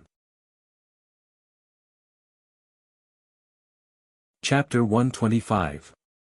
When Mao was hunting, he saw creatures with 4 fangs and thought they were like ferocious boars. He saw a few wild boars with 4 fangs. When he finally caught a cub and brought it back, he was told that it wasn't a wild boar, but another kind of wild beast that looked like a wild boar. They had 2 pairs of 4 fangs, and they didn't have thick fur on their bodies. They looked a little fierce. He thought it was a cub of a ferocious beast, but it turned out to be just a wild beast. Mao was very disappointed after he knew it, but he did not kill the cub and eat it. Instead, he raised it and went down the mountain to ask Xiao Xian about how to raise it. Many people laughed at Mao secretly. As the eldest grandson of the chief and the son of the team leader, he had to raise such a creature. Compared with other people who raised wolves, tigers, leopards and so on, Mao raised this one as a food preparation. Mao named the creature that looked like a deer dolphin, Sia, which was probably Mao's obsession. Fortunately, the cub he caught was a male, and he did not find any ferocious beast with 4 pairs of fangs. This kind of creature would have 4 fangs when it grew up, so Mao decided to keep it for now. At first, there were many people who came to see Xiao Xian, but gradually, the number of people decreased. After several hunts, less than 1/10 of the people came to see Xiao Xian to discuss the experience of raising a cub. The rest of the people ate the cub as they raised it. However, people in the tribe were new to raising animals, and there were many mistakes. Sometimes they could not control their strength, sometimes they were impatient, or their methods were wrong. Of course, not all cubs were suitable to become hound beasts. Even if their species were generally fierce, some individuals might have physical defects, or they might be more timid than others of their species, or even have other quirks. Even if they were trained, they might not be qualified. Although it was very difficult, and fewer people wanted to keep raising cubs, some people in the tribe still insisted. One day, after the shaman walked around the tribe, he called Xiao Xian for a talk. The shaman could not stand it anymore. It was a mess, and there were too many hidden dangers. He hoped to get a hunting beast that had both strength and loyalty, not a trader who only had strength and ferocity but would bite the tribesmen when they grew up. The quality of the trained beast would be determined by the quality of the trained beast. After that, Xiao Xian found a suitable open space at the foot of the mountain and placed a large stone slab there as a drawing board. As long as he didn't go hunting, he would sit there every few days to explain. During the 2 days when the 2 hunting teams were alternating, he would also take some time to talk to the other hunting team. After all, once the hunt started, he would not be able to explain to the other hunting team. If you want them to learn what you're teaching, you have to give them commands and hand signals before pulling the straw rope during training. This way, they'll remember the commands and hand signals you give them. If you pulled the rope around their neck before you shouted out the command or made a gesture, their memory of the rope would be deeper than your command. Come on, Caesar, come and demonstrate. Here, just like this. Xiao Xian had seen more than once people in the tribe pull the cubs they brought back while shouting commands. Unfortunately, the training had little effect. I'll tell you a few methods. First, mechanical stimulation. To put it bluntly, you have to use certain methods to force them to do what you want them to do. For example, you want them to lie down in the grass. In order to prevent them from getting up and walking around, you can press them down with your hands. Through this method, you can make them lie down in the grass. After repeated training like this, they will form the correct action consciousness when they hear the command. As Xiao Xian was talking, a young warrior about his age held the cub he caught with one hand and said, just like this. You're not pressing them down, you're strangling them. Xiao Xian told them all the details of his plan. In addition, Xiao Xian also told them how to stimulate them with food, and how to combine mechanical and reward training. For many people in the tribe, the food-reward method was the most unacceptable. In their eyes, food was so precious that they couldn't even bear to part with it. In the past, when they caught these cubs, they would eat them directly. Now, they even had to share food with them. It was unacceptable. However, there were still some people who were willing to give up food, and most of them were young warriors. For example, Mo Er and Mao were very willing to give up food. Mo Er's current situation was similar to Xiao Xian's in the beginning. He moved out to live alone, and the family was not hungry. As for Mao, there were too many warriors in the family, and they never lacked food. It was not a problem for him to get some food to feed the cubs. Sometimes, when Xiao Xian was talking about imitation training, he would call Caesar over to demonstrate, so that the cubs could get along with Caesar more. Some of the cubs would do the same thing with Caesar. However, it was more difficult for Mo Er's cave lion and Mao's Sia. The former was unruly, while the latter was simply a glutton and a lazy worm. Mo Er's cave lion was named Mao, which was quite different from the lions Xiao Xian had seen in his last life. Most of the cave lions lived independently, in caves on the mountain, and did not hunt in groups. Because they often faced fierce big beasts such as cave bears, they were not weak, but difficult to tame. Both Mo Er and Mao had to spend more effort than others, and it depended on whether they had the patience. Days went by. In the tribe, fewer and fewer cubs were brought back, but the ones left grew up day by day. After Xiao Xian's explanation and demonstration, the young warriors gradually changed their training methods. Now, when walking in the tribe, it was common to see some young warriors with cubs. When they gathered together to chat, they would also bring their cubs with them. At first, they were all tied with straw ropes, but gradually, the ropes on some cubs' necks were removed. They did not run around, but followed the young warriors closely every time they went out. The reliance training was not for nothing. Sometimes, the young warriors from two hunting groups would compare themselves with each other to see who was more successful in raising their cubs. Some of the old warriors in the tribe, who had not hunted for many years, still had a worried mentality. They worried that the beasts in the tribe would come out to bite them when they slept at night. They were not optimistic about this method, and did not want their descendants to try it. Among them, some of the injuries on their bodies were caused by the ferocious beasts in the forest. Even if the beasts in the tribe were not very threatening, they were still very vigilant. When they got together with their old comrades, these old warriors would discuss to report to the team leaders or the chief, and see if they could persuade the young warriors in the tribe not to raise those beasts. However, the two team leaders had their own children, and the chief's grandson even raised a bald pig. It was said that the bald pig had eaten a lot of the herbs hidden by Ta. Look at Ta's face every day. It was as if he had been smeared with ash, but he still did not kill the bald pig. A group of old warriors was so anxious that their beards were almost falling off. They still could not think of a reasonable reason to kill those cubs, but the young warriors in the tribe were still actively raising them every day. When those old warriors were discussing in private, on the mountain, Ta was holding his stone knife tightly. He was so angry that blue veins stood out on his forehead. He was so angry that his whole body was trembling. In front of him, his son's bald pig had eaten a bag of medicinal herbs that he had placed under the stone bench. That bag of medicinal herbs was actually insect repellent. If it was smoked, it could kill a large number of insects. However, the bald pig in front of him was not affected at all after eating it. It was still running and jumping around. How many times had it done this? This pig had been looking for food everywhere after it woke up. Its nose was also sensitive, and it could not hide things well. If it found something, it could not get it back. Maybe because it had eaten too much, Sia was now much stronger than other cubs in the tribe. It was not that Ta did not want to kill Sia, but he did not want to lose face. If he killed Sia, people on Gigu's side would definitely laugh at them for not being able to raise a pig well. So he had been holding back, and almost got internal injuries.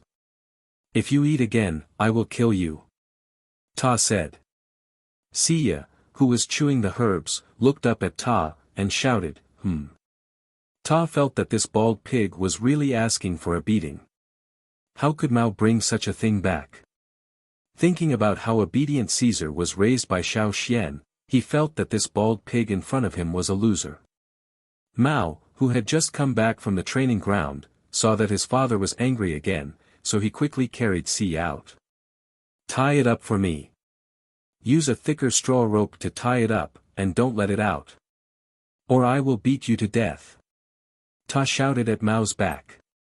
Mao, who was running out quickly with Sia in his arms, thought, "It caused trouble, why should I be beaten?" Somewhere on the mountainside. With a cold face, Mo Er looked at the tattered animal skin on the bed, and then turned his head to look under the table against the wall. "Come out." The ball hiding under the table shrunk inwards again. Mo Er held the knife handle, and thought, should I just kill it? In the tribe, many people brought trouble because of raising cubs, but Xiao Xian did not have time to care about it now. While studying the ancient scroll of engraved secret skills, Xiao Xian found one thing. It was not the totem that played a leading role in his improvement, but another kind of power in his body. The egg-shaped thing that encircled the totem, or rather, the strange stone that brought him to this world, what exactly was it? Warriors said that the totem dominated the power in everyone's body, but Xiao Xian faintly felt that the totem in his mind could not go beyond that egg. No matter how active it was, when the flame on its horns was at its strongest, it could not go beyond that egg at all. The energy absorbed by the fire crystal was more like an auxiliary function.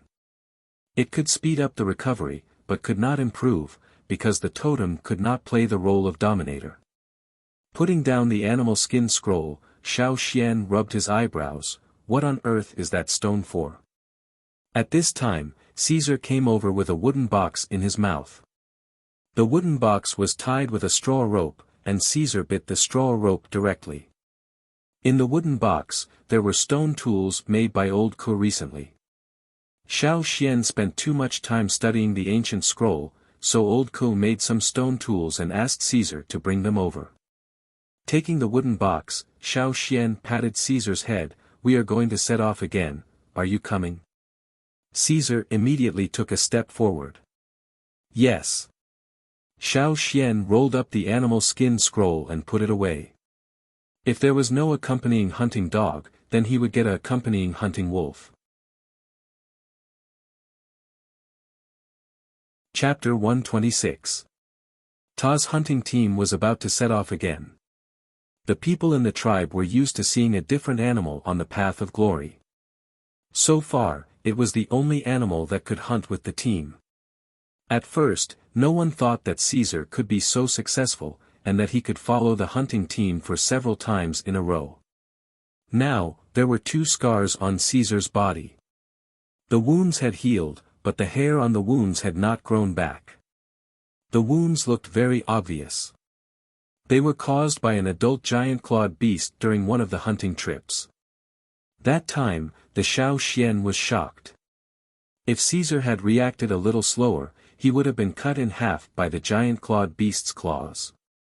Later, when they returned to the tribe, the Xiao Xian planned to let Caesar rest a few more times. Unexpectedly, on the next hunting trip, Caesar took the initiative to follow them again, and the Xiao Xian could not drive him away. He liked to run in the forest, and he liked to hunt prey that were much bigger than him. Every time the hunting time approached, Caesar would be very excited. When he was recuperating, the Xiao Xian asked him to stay in the tribe, and the whole wolf became listless. Now, the wounds were all healed, but the hair did not grow back. Mai and the others said that the hair around the 2 scars might not grow back. Just like the people in the tribe, the scars on the body were the proof of battle achievements, proving that they had faced prey that was stronger than them. Therefore, the scars on Caesar's body did not make people doubt Caesar's ability. On the contrary, they praised him. This time, before entering the forest, several team leaders talked for a short while, and one of them mentioned Caesar. The other 4 were very envious of Mai. Since they had Caesar, Mai and the others had several unexpected surprises.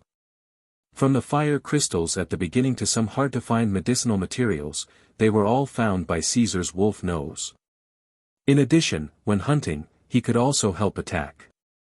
How could they not be envious? By the way, Mai, you should pay attention to the ferocious beasts and wild animals in the hunting area. There may be some changes, said Cheng. Speaking of changes, there seems to be some. The giant antler deer herd, the bison herd, and even the wolves seem to have changed. Mai also said. What happened? The other team leaders also asked curiously. After all, the forest was so big, and the hunting area was only a small part of it. Generally speaking, the wild beasts and ferocious beasts in the forest would not change their living area at will, unless the seasons changed. Most of the time, they would stay in their own territory to hunt. However, Cheng Himai said that there were changes in the area where the wild beasts and ferocious beasts were active. This was unusual. Did something happen on your side again? One of the team leaders asked, referring to the strange bat incident at the beginning of the year. No, it's not. Cheng shook his head. But it does have something to do with those bats. The bats had gone to take over a large territory. All the ferocious beasts on the mountain had been chased away, and the ferocious beasts that had left had to look for new territories. The battle had been going on until now. Coupled with the threat of the bats themselves, a large area of wild beasts and ferocious beasts in the surrounding area had changed. The birth of a powerhouse would cause a large-scale restructuring of the local power structure. In addition to the new mountain occupied by the bats, there were also changes in the giant pit. Cheng planned to go to the giant pit again to see if he could dig out something, but when he went again, he could not enter. The giant pit, as well as the stone crevices and caves, were all filled with poisonous miasma. There used to be some sparse grass on the top of the mountain, but now it was all dead. The whole place looked gloomy and horrible. Did those bats go back? Mai asked. I don't know. I didn't see any bats there. Cheng said. Then they shouldn't. It's probably caused by the dead bats and other animals in the cave. A team leader said. Hundreds of ferocious beasts and bats in the transformation period all died in there. They probably caused the formation of the poisonous miasma. The first 3 members of Cheng's team to go missing were sent back to the tribe and treated for a long time. It was obvious that the poisonous miasma was very powerful. Even if the others were unconscious, Xiao Xian quickly carried them out of the poisonous miasma area. They did not stay there for long. Knowing how powerful the miasma was, Cheng did not dare to rush in with the others. He had to give up and ask the others to stay away. The mountain where the giant pit was located and the territory occupied by the bats were not on Mai's hunting route, but they would affect their hunting. Don't mess with those bats. Mai said. Of course I know. Cheng understood, but he was not willing to give up and just complained. After entering the forest, the hunting groups split up. Mai led the others to the hunting area of the first stronghold to hunt. There was nothing different on the first day, but Mai also told the others in the hunting group to be careful during this period. There might be some ferocious beasts that had not appeared in this hunting area before. They should also pay attention to the changes in the herd.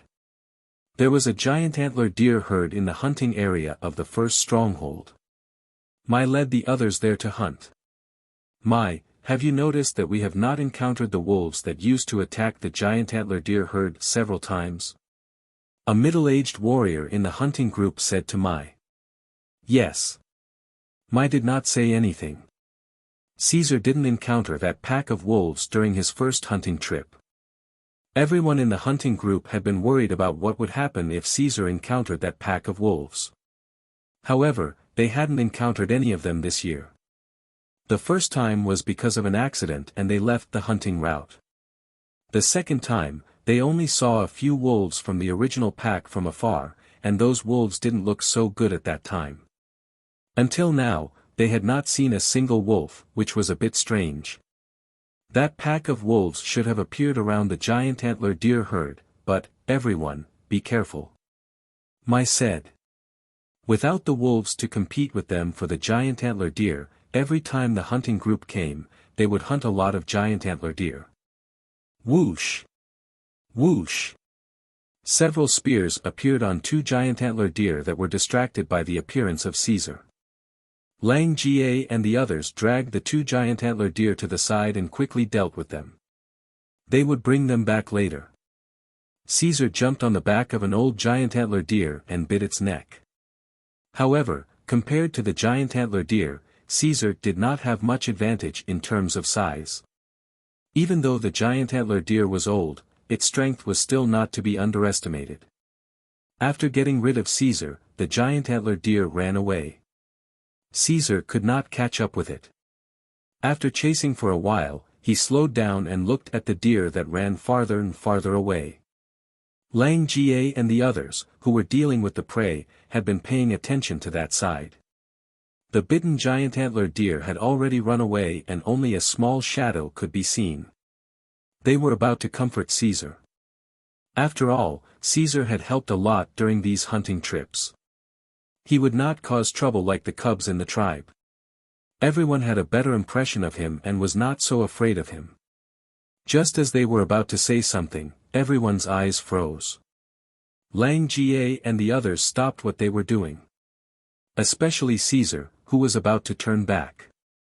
Unexpectedly, the moment before he turned back, he saw that the giant antler deer was bitten by a big wolf that suddenly jumped out. The huge impact made the giant antler deer stumble and fall. It struggled to stand up, but the reality did not give it a chance. Then the second, the third, a group of wolves surrounded the giant antler deer. Even from a distance, Lang Jie could see the bloody meat that was bitten and thrown out. Those wolves. Lang Jie had a bad feeling. They are not from the previous wolf group. Mai's face darkened. Every hunting team had a certain understanding of the prey and predators in their hunting area. The wolf group was an important part of that. Naturally, they knew which wolves were active in this area in the past. Although they were far away and could not see clearly, judging from the hunting style, they were not from the previous group. The wolves that appeared now were more cruel. They did not bite the giant antler deer to death directly, but bit and gnawed it to death. Caesar stared at the wolves in the distance. The skin on his nose wrinkled, and the fangs in his mouth were exposed. He also growled in a low voice. "Caesar, come back." Xiao Xian shouted. Caesar was similar to the previous group of wolves here, but the wolves that appeared now were more dangerous. Caesar could not be allowed to touch them. Not to mention that he was outnumbered, even if he fought alone, Caesar might not be able to win. The wolves were generally larger, and their style was quite ferocious. It would not be good for him to go there. Normally, when hunting, the warriors of the hunting team would not provoke the wolves. The wolves in the forest were very vengeful. Unless they were all killed, they had to be careful of their revenge. Since there was a new wolf group, the warriors of the hunting team did not stay for long. They hurried to leave with the prey. Anyway, it was late, and they had to go back to the cave. "Caesar, stop looking. Let's go." Xiao Xian saw Caesar was still looking back, so he shouted. After taking one last look at the wolves in the distance, Caesar followed Xiao Xian and ran back to the cave of the first stronghold. At night, the warriors were barbecuing meat and chatting in the cave. The entrance of the cave was blocked by a big stone, and the wind could only come in through some gaps and openings. Ever since the incident with the thorn-black wind, Mai had found this cave as his new base. While they were chatting, Mai suddenly stopped talking. The others also stopped talking and listened carefully. There was the sound of wolves howling. It was not very close, and people with bad hearing might not have noticed it. However, the warriors here had much better hearing than others. "Is it the same pack we saw during the day?" Tu whispered. Now Tu and Jiaba had both joined Mai's hunting team. This was their third hunt. Their appearance did not change much, but their aura had changed a lot. They were no longer the two kids who lived in the cave and thought about what to eat the next day. They were real warriors. Be careful tomorrow. It's probably a new wolf group. As for the old ones, they must have been defeated. Mai said. There was an overlapping area between the territories of the wolf groups. It was possible to see wolves from two groups, but this was not their overlapping area. But now, the wolves at the foot of the mountain were openly showing their presence. Obviously, the old ones were either defeated or dead. While the others were talking about the new wolves, Caesar kept staring out of the cave. Noticing Caesar's look, Xiao Xian thought that he had to keep a close eye on this guy for a while. Chapter 127. The next day, the hunting group saw the pack of wolves in the giant antler deer's territory. Yesterday, they were too far away to see clearly, but today, they carefully observed the wolves. The wolves in this pack did not look much different, but they were bigger than the wolves in the previous packs, and their fur was also different. The fur of these wolves was patterned, and there were some darker spots near their backs. After coming to the forest, Xiao Xian had seen many wolves with different fur colors. According to Mai, there were some special packs, and the pattern was the symbol of their pack. If the pattern was different, it might be a foreign wolf, not a member of the original pack. Xiao Xian had never seen this pack of wolves before, but Xiao Xian had never seen it before, but it did not mean that Mai and the others had never seen it before. Why do I feel that this pack of wolves is very familiar? A warrior said. I think so, too. I have seen this pattern before. We met them when we were hunting a cave bear at the edge of the hunting route. Mai recalled. At that time, they met a huge cave bear, which was injured. It seemed that it had fought with other ferocious beasts, and Mai and the others took the opportunity to kill it. But even though the cave bear was injured, it was still very difficult to deal with. The hunting group chased it for a long time, until they were almost out of the hunting route, and finally killed it. At that time, they happened to encounter a battle between two packs of wolves.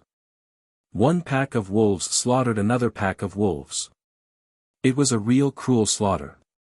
Not only were the wolves bitten to death, but many of the dead wolves had been bitten and gnawed beyond recognition. The ground was covered with blood, and scavenger birds were hovering in the sky. When Mai led the hunting group to kill the cave bear, the slaughter was already over. Only a few wolves were still lingering around, dragging and biting the dead wolves on the ground. When the hunting group showed up, they were already full, and there were wounded wolves in the pack, so they were not in the mood to deal with the hunting group, and the leader of the pack left with the rest of the wolves. And it was there that Lang Jie picked up Caesar, who was still a cub at that time. Caesar was the only surviving wolf in the wolf pack that was completely slaughtered. Probably because he was playful at that time, he went a little further away. There was a steep slope not far from the wolf's den, and he rolled down the slope. At that time, the wolves guarding the den might have noticed the appearance of other wolves. They were only focused on being vigilant and did not pay attention to Caesar until the end of the massacre. When Mai brought people over, Caesar, who had rolled down the slope and was lying under a rock, had just woken up from his coma. He kept howling, and only then did Lang Jie notice him. Otherwise, if he didn't make a sound, no one would have noticed him under the cover of the rocks, tall grass, and steep slope. Fortunately, the other wolf pack did not deliberately search for the scent of the pups at the edge of the steep slope. I remember, when I picked up Caesar, he was only this big. Lang Jie raised his hand and gestured, he even wanted to bite me with his teeth that were not fully grown yet. Recalling the past, Lang Jie and the others could not help but smile. Caesar was indeed not big at that time. But soon, everyone's heart sank. Obviously, those who had witnessed the massacre together with Mai and Lang Jie were not happy about it. It was not that they were sentimental. As warriors who had hunted in this forest for many years, they had seen many such battles. Moreover, as hunting warriors, who had not killed wild beasts and ferocious beasts. Could soft-hearted people survive here? It was impossible. The reason why they felt uncomfortable was that when they thought of that scene, they knew how cruel that wolf pack was. It could even be counted as torture. Unless you kill them all, otherwise, don't mess with those guys, especially you guys. Mai looked at the new members and said. Everyone nodded quickly. There were new members in the hunting team this year. As new members, it was easy for them to attract the attention of the carnivorous wild beasts and ferocious beasts in the forest. They loved to attack the weak. What Xiao Xian had experienced, they had to experience it again. Xian, keep an eye on Caesar. Mai whispered to Xiao Xian. I know. Xiao Xian had the same idea. After that, during the hunt, Xiao Xian kept an eye on Caesar. Seeing that Caesar was still the same as usual, he was relieved. After killing a giant clawed beast, several people in the hunting team began to deal with the prey. Lang Jie checked the surrounding traps, and asked Xiao Xian to help him fix them. The auxiliary roll of traps could not be ignored. Seeing that Caesar was lying not far away, Xiao Xian walked over to help Lang Jie fix the traps. Lang Jie, when you picked up Caesar, did he see the miserable situation of the wolf pack? Xiao Xian asked. Lang Jie thought carefully, yes, I did. I picked him up from the bottom of the slope and put him on the ground. He sniffed around and howled. He even bit the 2 dead wolves with spots on them. His little teeth were not fully grown, so he could not even bite through the wolf's skin. After slaughtering one wolf pack, the other wolf pack was not completely unscathed. They lost 2 wolves. However, compared to Caesar's wolf pack, which was almost completely wiped out, this was nothing. The wolves with spots on their fur were very strong. Compared to other wolves, they had a stronger bite force. They were ferocious and often killed other wolf packs and attacked other beast packs. Seeing Xiao Xian frown, Lang Jie smiled and said, "You're not worried that Caesar will hold a grudge, are you? How old was he at that time?" "That's impossible." As he spoke, Lang Jie looked up at Caesar, who was not far away. Seeing that he was looking at them, Lang Jie lowered his head and continued to fix the traps. Every time they fixed the traps, Caesar would lie down not far away and watch Lang Jie and Xiao Xian fix the traps. "I didn't expect you to keep him. I was going to cook soup for you." When he thought about how Caesar had almost been cooked, Lang Jie could not help but feel happy and emotional. Xiao Xian was listening to Lang Jie describe what he had seen when he suddenly heard a cry of alarm. "Alert! Everyone, be careful. It's a wolf pack." Xiao Xian suddenly stood up and looked around. Caesar, who had been lying there just now, was gone. I nervously paid attention to the movements of the wolves. The pack of wolves had already formed an encirclement, but soon, I discovered that Caesar had rushed out. He did not fight directly, but instead, he took a bite of the wolf at the side and ran away.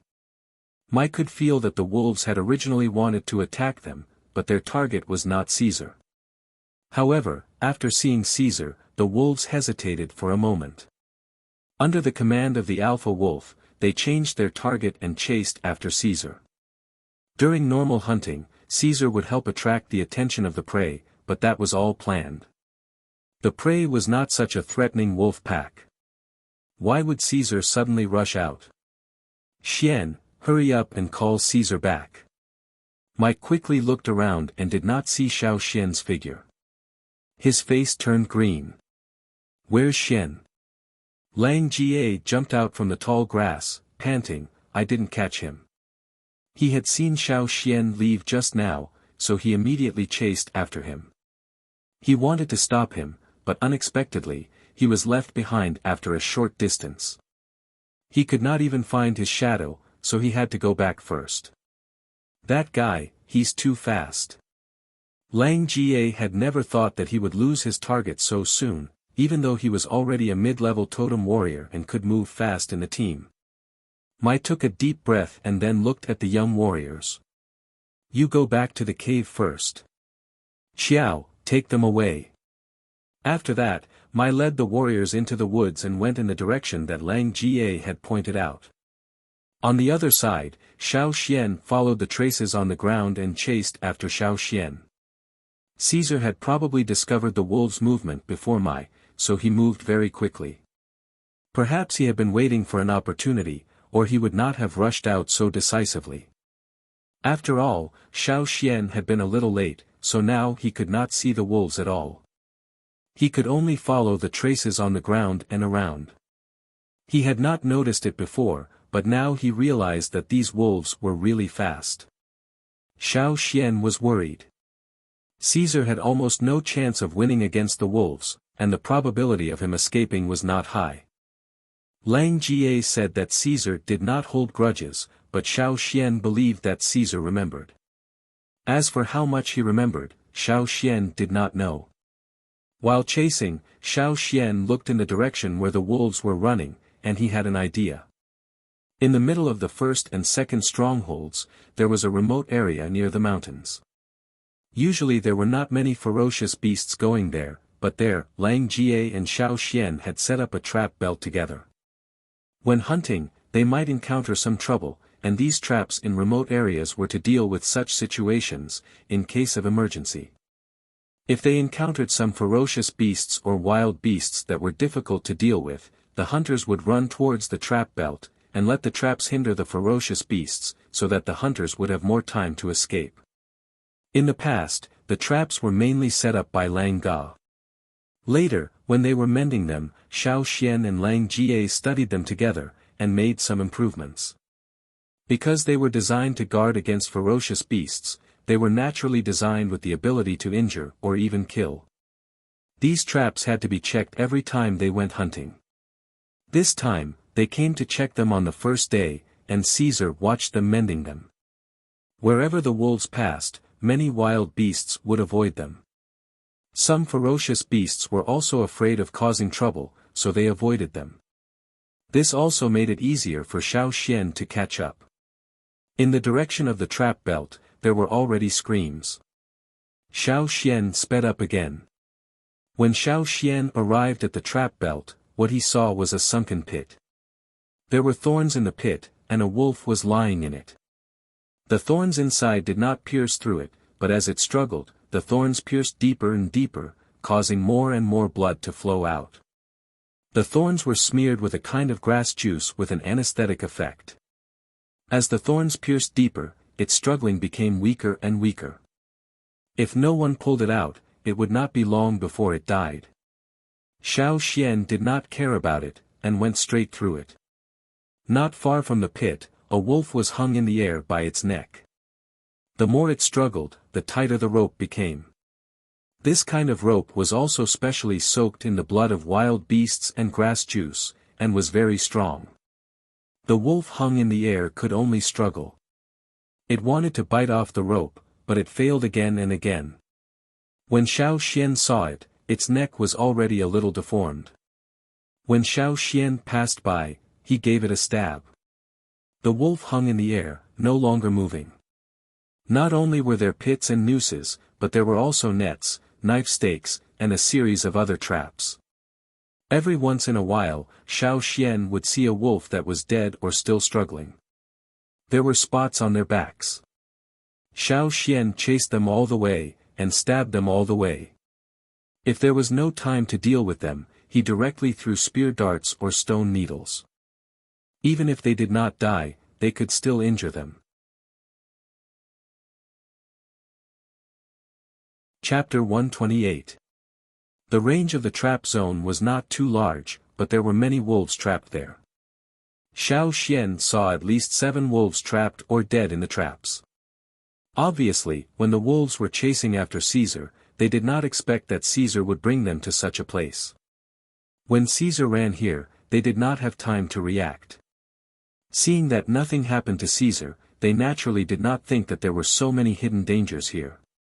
Normally, there would not be so many wolves trapped.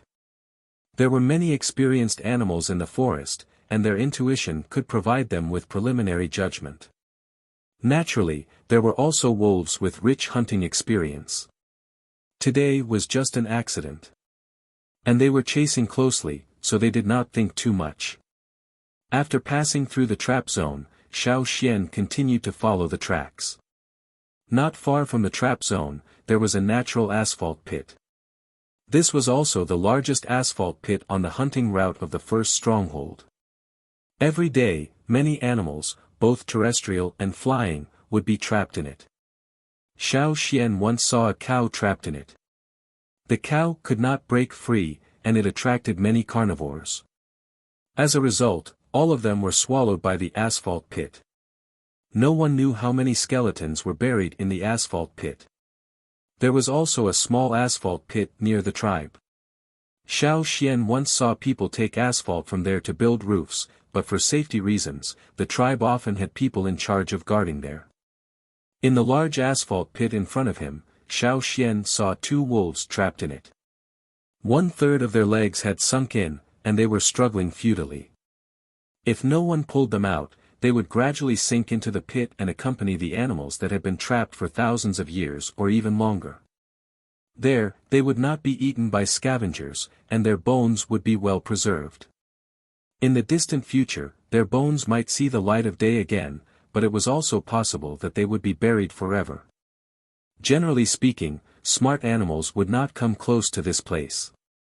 Those that came close were either not very smart, new, or greedy predators. In this asphalt pit zone, it looked dark, but in fact, not every part of it would sink. The hunting team was more familiar with this place, and had passed through it before. Sometimes, in order to avoid some troublesome ferocious beasts or groups of wild animals, they would take refuge here. The passage was very narrow, and large ferocious beasts could not pass through it.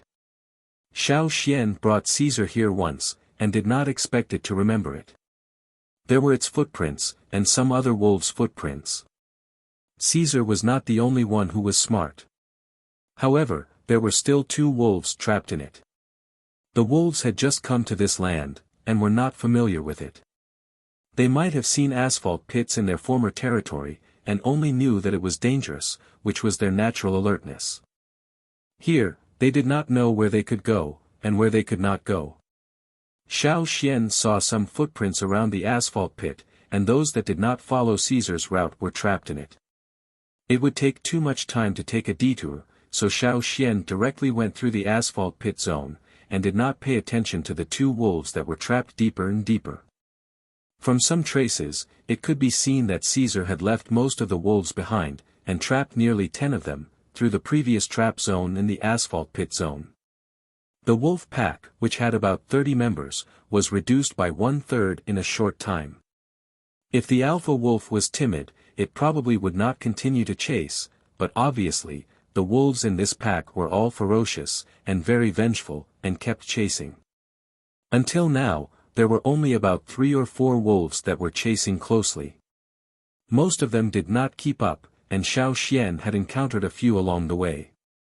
Following Xiao Xian, Caesar learned a lot of tricks to trap people and beasts, such as traps, asphalt pits, and how to run into the territory of ferocious beasts, and transfer the hatred to the wolves that were chasing closely behind. The only thing this new pack of wolves lacked was their unfamiliarity with this place. However, Xiao Xian was worried that Caesar might be injured. As he followed along, he saw blood on the ground. The blood could be from the wolves, or it could be from Caesar. Xiao Xian needed to find him as soon as possible and confirm his injury. While running, Xiao Xian suddenly heard a loud roar in the forest ahead.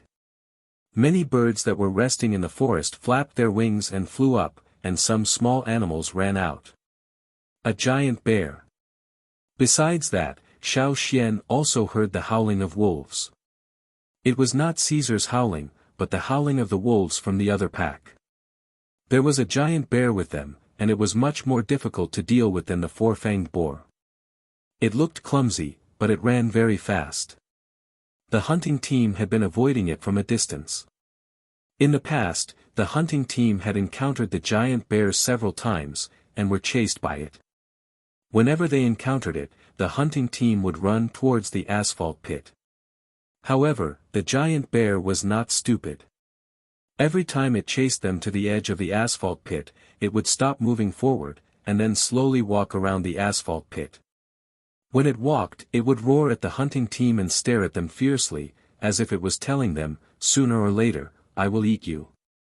But now, in order to deal with the wolves, Caesar had provoked the giant bear. If he was not careful, he would get himself into trouble. Xiao Xian's face changed, and he hurried towards the bear. The giant bear was still roaring. Soon, Xiao Xian saw the giant figure standing up, with its mouth wide open, showing its sharp teeth, and roaring towards a place on the ground.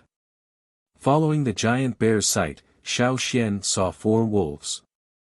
The obviously bigger one was the alpha of the pack. These 4 wolves were the only ones that had chased Xiao Xian to this place. Some of the wolves were trapped in the asphalt pit, and some had not caught up. Among the 4 wolves, 3 of them, including the alpha, had blood stains around their mouths. After looking around, Xiao Xian did not see Caesar. Beside the giant bear, there was a wolf with a spotted pattern on its back, but its neck had been bitten off by the giant bear. The alpha wolf did not seem to want to give up. It bared its teeth and growled at the giant bear. This made the giant bear, which was the king of this area, immediately angry. Usually, it was very annoyed by hunting groups that came to its territory to hunt. Every time, it could not catch up with anyone, so it was very angry.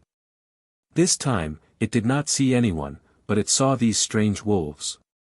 It should be known that the wolves that lived in this area did not dare to come to its territory and be arrogant. With another roar, the giant bear vented its anger.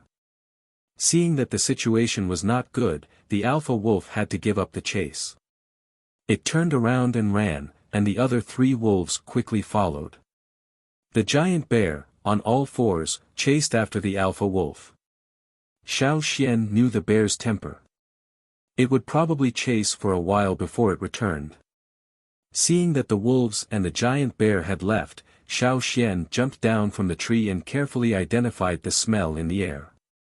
There were a few prey that the giant bear had hunted here. The smell of blood was very strong, and some scavengers began to move again. Xiao Xian looked around and changed his vision.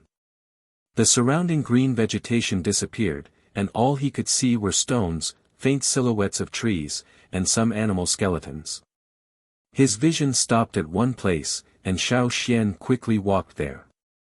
Changing back to his normal vision, Xiao Xian came to a plant with large leaves. Under the large leaves, blood flowed out. Pushing the leaves aside, Xiao Xian saw Caesar lying under the leaves. Caesar's condition was very bad. When he used his special vision, Xiao Xian found that there were several fractures on its body.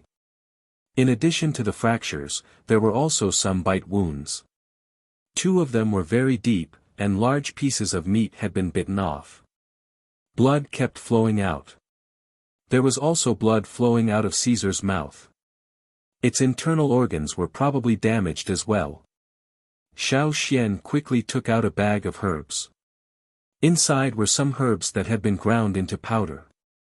He sprinkled it on Caesar's wounds. After the powder was sprinkled, it was quickly soaked in blood. This couldn't go on. In his previous life, such a situation would have been immediately sent to the emergency room. However, in this kind of place, other than the limited amount of herbs he had on him, Xiao Xian had no other choice.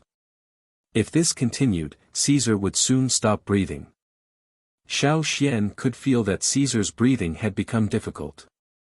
Sensing Xiao Xian's arrival, Caesar opened its eyes and moved. It wanted to get up, but Xiao Xian quickly stopped it. "Hey, buddy, don't move. You're injured." It was only a slight movement, but the blood that had just slowed down flowed out again. Along with the powder, it dripped onto the ground. Hearing Xiao Xian's words, Caesar no longer struggled to get up. It lay on the ground, but it moved its head and used its nose to touch Xiao Xian's hand. It even let out a whimper.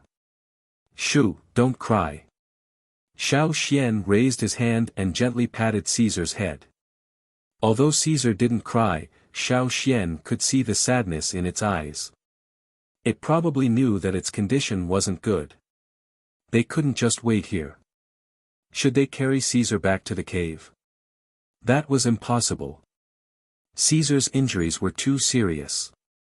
It couldn't withstand the jolts, and it might not be able to last that long. Looking around, Xiao Xian took out a bag of herbs. It wasn't for external application. There were some leaves inside. Xiao Xian put it in Caesar's mouth. It just closed its mouth and didn't have the strength to chew. Xiao Xian quickly crushed the herbs with the back of his knife and poured them into a gourd filled with water. Then, he mixed it with water and poured some into Caesar's mouth. He didn't know how effective these herbs would be for Caesar, but he had to try. After feeding Caesar the medicine, Xiao Xian patted Caesar's head and said, "Hang in there, buddy. I'll be back soon." He put down the big leaf again to cover Caesar's figure. The scavenging birds and beasts wouldn't notice them for a while. The giant bear still had a lot of food left. Xiao Xian found a few sticks and vines to make a simple stretcher. Then, he came back and put Caesar on it. He carried the stretcher and walked away. There was a very large tree nearby. Xiao Xian planned to put Caesar up the tree first. The giant bear would be back soon. They couldn't stay in the same place for too long. Moreover, the sky was gradually darkening. It was relatively safer in the tree. He found a long and sturdy vine and tied it to the stretcher. Xiao Xian stood on a branch of the tree. He wrapped the other end of the vine around another branch above his head and pulled Caesar's stretcher up. Just as Xiao Xian pulled Caesar up the tree, the giant bear that was chasing the wolves had returned to its original place. Seeing a group of scavenging birds and beasts fighting over its prey, the giant bear roared angrily and rushed over. It tore a few beasts that couldn't escape in time into pieces. The surrounding birds and beasts scattered in an instant. After confirming that there were no other birds and beasts nearby, the giant bear continued to eat. Chapter 129. The light of the sun gradually disappeared, and 2 moons appeared in the sky above the forest. Some nocturnal animals gradually came out, and most of the birds flew back to their nests.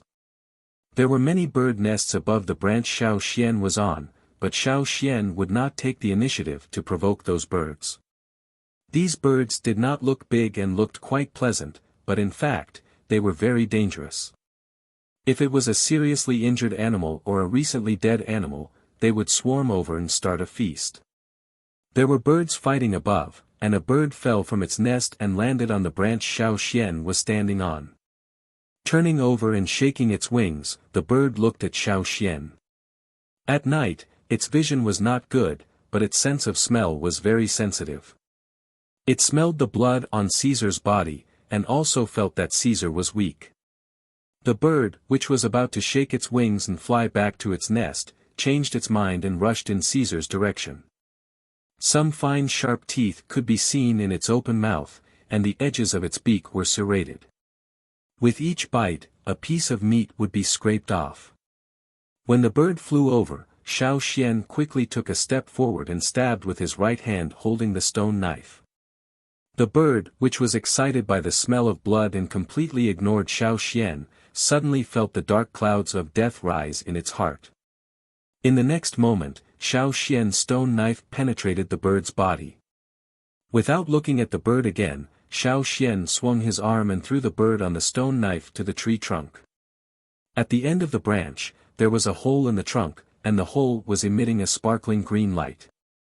When Xiao Xian threw the bird over, a mouth instantly opened at the entrance of the tree hole and swallowed the bird directly, then retracted back into the hole.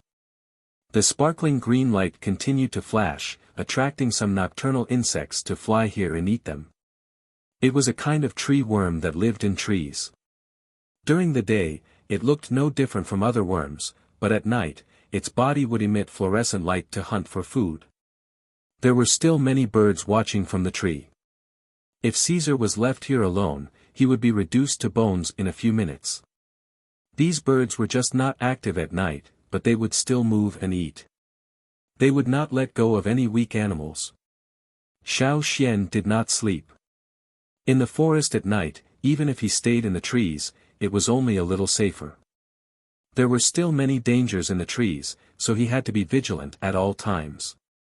When Xiao Xian was looking for vines to make a stretcher, he found a few herbs and gave them to Caesar. However, the effect was not good. As time passed, Caesar's condition was still deteriorating. After all, Caesar was not a totemic warrior. If he had the recovery ability of a totemic warrior, he would be able to hold on for a while. Many totemic warriors could hold on until they were sent to the tribe. However, Caesar was just an ordinary wolf. His congenital condition determined that he could not become a stronger beast or even a ferocious beast in a short period of time. In terms of physical fitness, he was not even comparable to most of the wolves in the new wolf pack. His recovery ability was limited. Xiao Xian could not change this. Thinking of this, Xiao Xian could not help but sigh in his heart, feeling a little sad. After all, he had not been in this world for long before he started to raise Caesar. More than 2 years, thinking of this, Xiao Xian suddenly froze. Recovery? Yes, recovery. Caesar's recovery ability was not impossible to change.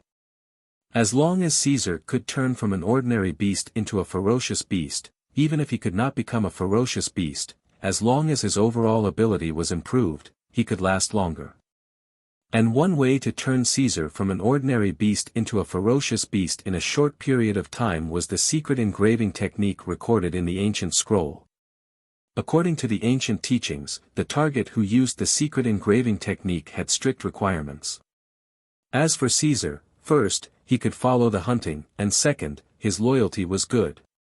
Even if he did not completely meet the requirements of the ancestors, Xiao Xian decided to give it a try. Xiao Xian was not absolutely sure about the secret engraving technique, so he had not used it on Caesar. But now, except for this, there was no other choice. If he tried, he could fail or succeed. If he failed, Caesar would not see the sun tomorrow. If he succeeded, Caesar would live. But if he did not try, Caesar would definitely die. Hey, buddy, Xiao Xian touched Caesar's wolf head. There is a way to save you. If it succeeds, you will become more powerful, and you may even become a ferocious beast. If it fails, you can only say goodbye to this world. Caesar opened his eyes and wanted to touch Xiao Xian's hand with his nose, but he had no strength. He could only open his eyes and look at Xiao Xian. Gusts of night wind blew, and the branches swayed. Some weak moonlight penetrated through the gaps between the leaves and shone into Caesar's eyes. The reflected light made the wolf's eyes look a little scary, like 2 flashing lights. In the forest, many animals' eyes at night looked like this. Xiao Xian was not afraid. He raised his hand and touched Caesar's wolf head. Okay, as long as you agree. Hold on, buddy. Old Coat is still waiting at home. There are still a bunch of cubs in the tribe waiting for you to teach them a lesson. Without you, they may not last long and will be cooked. And the wolves that killed your tribe are still alive. Do you want to continue taking revenge? The engraving secret technique was not only the will of the caster, but also the will of the receiver. If the receiver was willing to accept it, the success rate would be higher. If there was a conflict between the two, the possibility of failure would be higher. Even if it succeeded, the effect would not be good.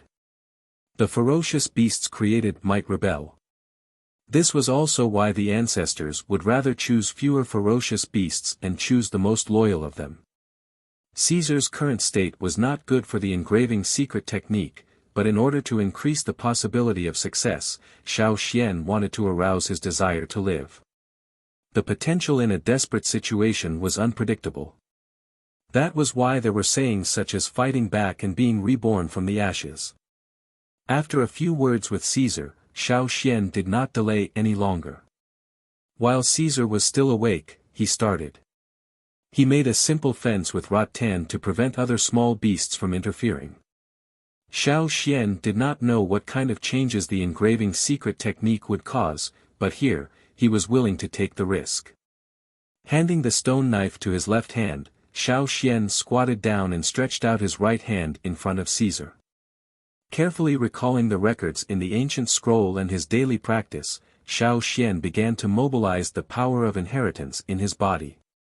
In the sea of consciousness, at the bottom of the totem flame, near the 2 horns, the blue flame gradually increased, and a trace of blue separated from it. At the same time, under Xiao Xian's right palm, the trace of blue began to form the shape of 2 horns. It was not just a flat figure, but a 3-dimensional totem shape, far smaller than the one in the tribe's fire pit. It was only the size of a walnut. The two horns gradually formed. When the engraving was completed, some blue flames began to gather around the horns. Then, above the blue flames, a red flame began to appear. During this process, Xiao Xian did not dare to be the slightest bit careless. The slightest mistake could cause the engraving to fail and the totem to scatter. When the red flame finally appeared and stabilized, Xiao Xian was slightly relieved. This proved that the engraving of the totem by the power of inheritance was successful. But this was only the beginning. After the engraving, it was time for the imprinting. After the totem was completed, Xiao Xian moved his palm and pressed it on Caesar's forehead. The totem moved with Xiao Xian's hand.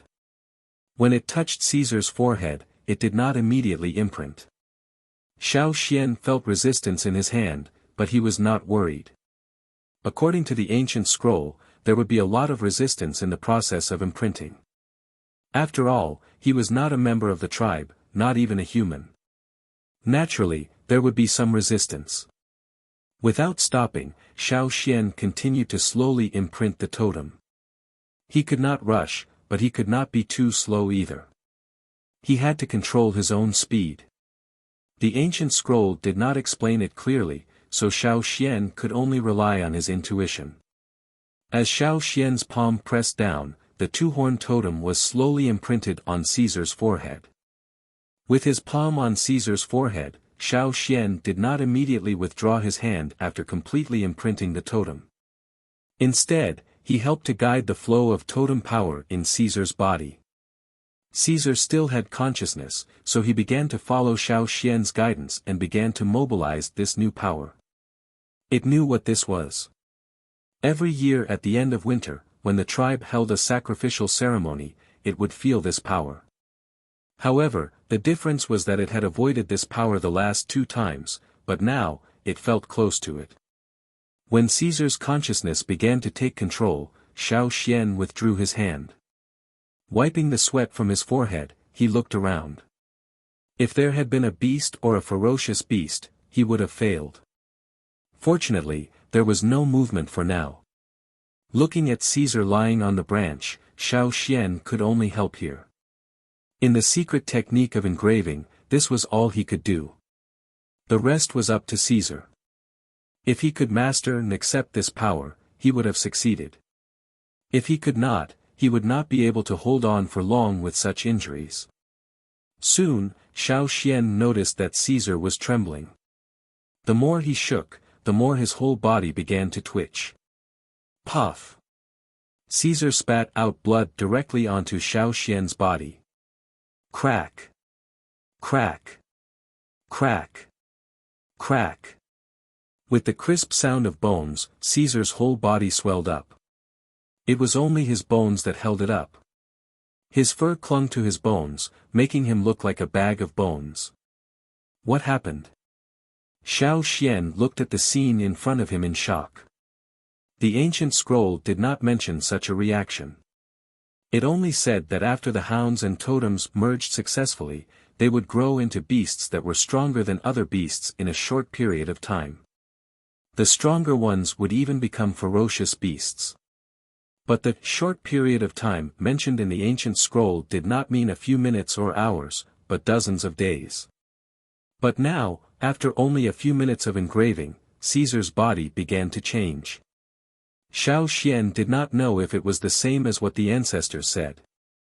There were no detailed records of this. Xiao Xian had been paying attention to Caesar's condition. The broken bones had reformed and were bigger. He did not know how the internal injuries were.